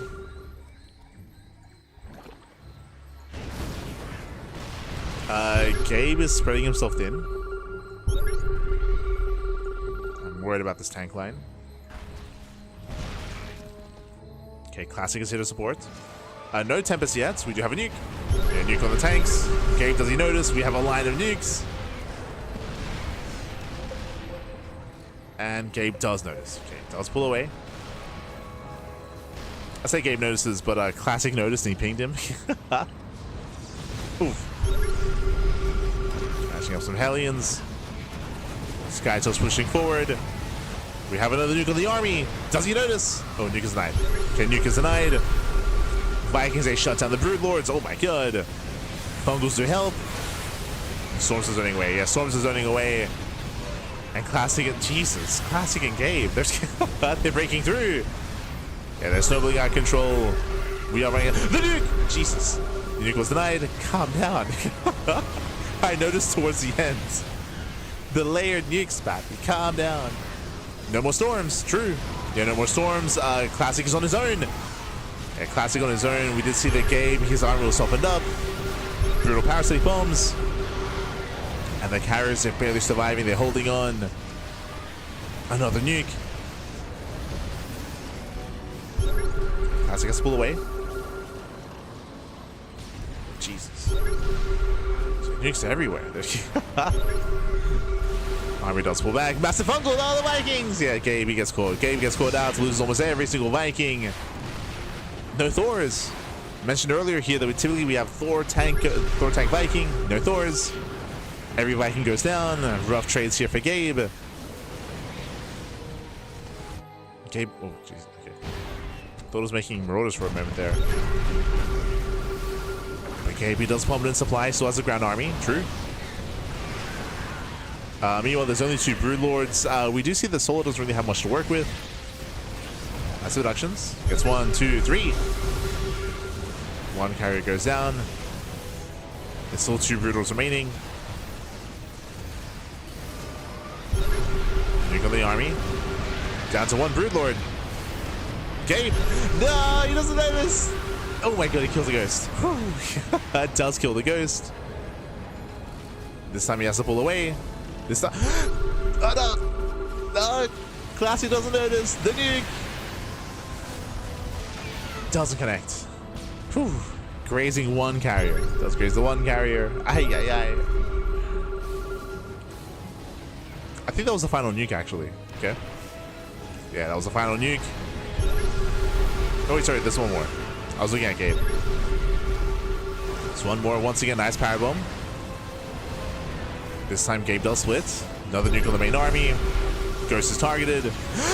Oh, the nuke! It connects this time. No, no. Gabe. Oof. Nuke connects, catching out 3 tanks. Again, risky play there from Gabe in Classic. And Gabe is being cleaned up. He's being cleaned up here. He'll lose his tank line. Likewise, Vikings getting bullied back as well. Classic is on his own. He's trapped. He's by himself. He has to get out of here. Gabe gonna try to help him out. Yeah, it does flank some of the Corruptors, but that's gonna be carries falling. Yeah, 1, 2, 3 carries gonna be going down. Massive losses for Classic. Losing far too much. We will reset the Corruptor count though. Okay. Does reset the Corruptors. No more Corruptors left. Vikings, they land. They catch out the Infestors. We're getting messy. Getting very messy here. As Solar, he has no army. Yeah, Solar, he's down to 1 Viper. He's down to 4 Infestors. Solar, he has 1 basic economy? 2. Yeah, he's on the 2 basic economy. So Solar, he's struggling. Oh no. Gabe gets caught. Yeah, once again, Gabe, he does miss rally. Rallies into the army. Beyond is overwhelming. Beyond is maxed. Beyond, can he do it by himself? Can he? On his own, Pappy. Can he do it? The nukes. They keep zoning. And Classic is broke. Like, Classic needs more time. Oh, the nukes! Jesus, once again, the layered nukes. Does get the mineral line. Yeah, as Gabe doesn't notice. Oh, the reinforcements as well. Oof. Yeah, 2 tanks. The mineral line as well. Another nuke. Oh my god. Gabe getting caught out completely. Gabe, he gets caught. 2 mineral lines go down. Gabe is out of it. Yeah, Gabe plummets in supply. He didn't see. He didn't notice. Oof. I mean, he still has a standing army though. Still has the army catching at the Infestors. Solo down to 4 Corruptors. He's got 12 more on the way though. He's got 12 more in production. Oof. Yeah, Gabe overextends. But again, Gabe lost 2 mineral lines. We have so many mules here from Beyond. He's got so many orbitals. Archons is trying to engage. Mass EMP on the Archons. Very nice. EMPs connect. Carriers are low. Oof. Yeah, 1, 2, 3, 4 carriers go down. The Classic plummets in supply. 5 carriers. Heavy losses for Classic.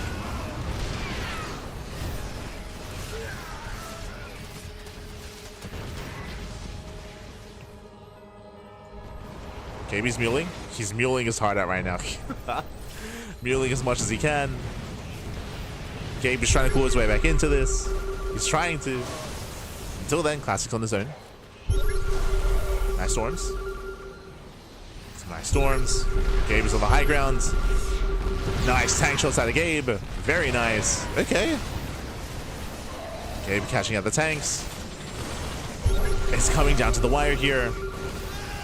It's still so close. Recall? He recalls. Recalls in. It does recall into reinforce.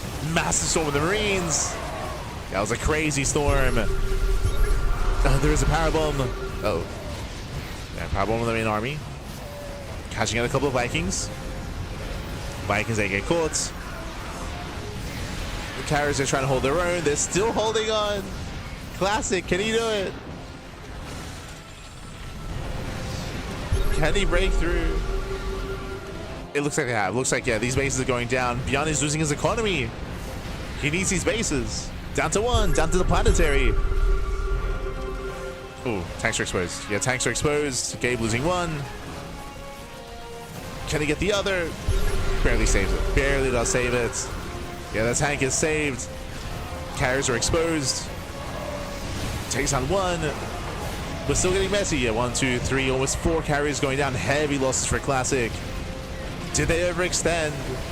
There's too much on the ground and every carrier is going to fall. Massive pickoffs. Yeah, Gabe, and he has no ground army.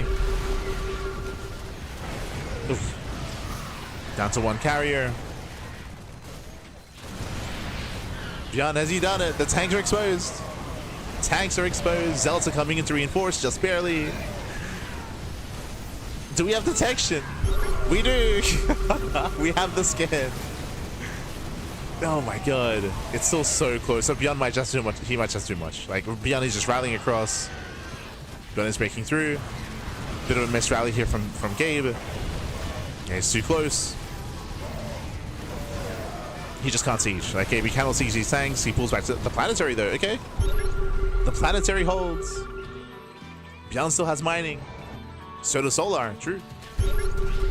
Solar, secretly, he's been behind all this, has been expanding. Solar. He has been expanding. Meanwhile, we do see Classic. He's still barely maintaining himself. We're getting very scrappy. All right, what do we have? Okay. So Beyond has 1 Ghost. He has 1 Ghost, he has 34 Marines, and 1 Thor. So Beyond has a pretty terrifying army. Gabe, he mainly has tanks. It's mainly tank Viking, which means that Gabe, if he gets caught on siege, Gabe, he will lose the fight. Like, Gabe, he has to set up ahead of time. He needs to siege up. Meanwhile, Classic is down to mainly a gateway composition. He's got 3 carriers. Nice EMP. And nice EMP. Gabe, he needs to be careful with these tanks. No! Okay, does siege. Does siege up. Massive tank shots. Yeah, massive connections. Gabe, he punishes the Marines. Oh my god. GG gets called. And Gabe and Classic, they will claim the series 2-1. We'll take down Beyond and Solar once again. GG. Ay, ay, ay. GG, well played. Congratulations, Gabe and Classic. They will claim the series that will become this month's uThermal 2-2 Circuit champions. GG, well played. A very intense back and forth. Came down to the wire there towards the end. Shout out to the nukes, by the way, because honestly, this should have been a much cleaner game out of Gabe and Classic if Gabe didn't lose 2 full mineral lines worth of workers to the nukes. Like, those nukes were insane, catching 2 bases from Gabe. That set him back. Set him back so heavily. Otherwise, they were in the driver's seat. Like, Gabe and Classic, they were in the driver's seat. They had momentum.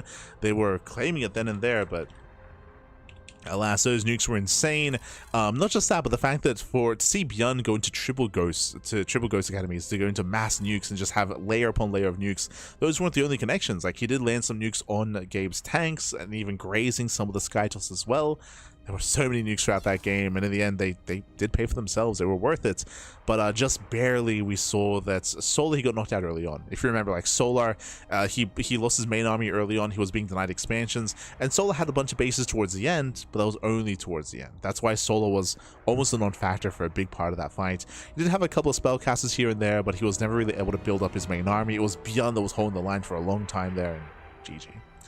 GG, well played. That was crazy. It's insane. And congratulations here to both Gabe and Classic. GG. GG, well played. Congratulations to Gabe and Classic. My condolences to Bjorn and Solo, but they made for an amazing finals. They made for a crazy series. GG. Crazy series. And with that, we're going to be wrapping up. With that, we're wrapping up here for the evening. Again, congratulations to Gabe and Classic. It did go down to the wire here, and they had to work for their win, of course. They did have to work for it, but work for it they did. Meanwhile, when it comes to the rest of uThermal circuits, there is one more edition. The May edition is going to be, I think, this weekend. I'm going to have to double check. For those who don't know, we do admin the events, myself and Kuro. We do run the tournament itself. We don't get to cast it live as we are working behind the scenes. We do work on it behind the scenes. But there is going to be another uThermal event, I believe, tomorrow evening in just over 24 hours time. Just over 24 hours. So bear that in mind. I see in the YouTube chat, Gabe on a team with a Protoss player.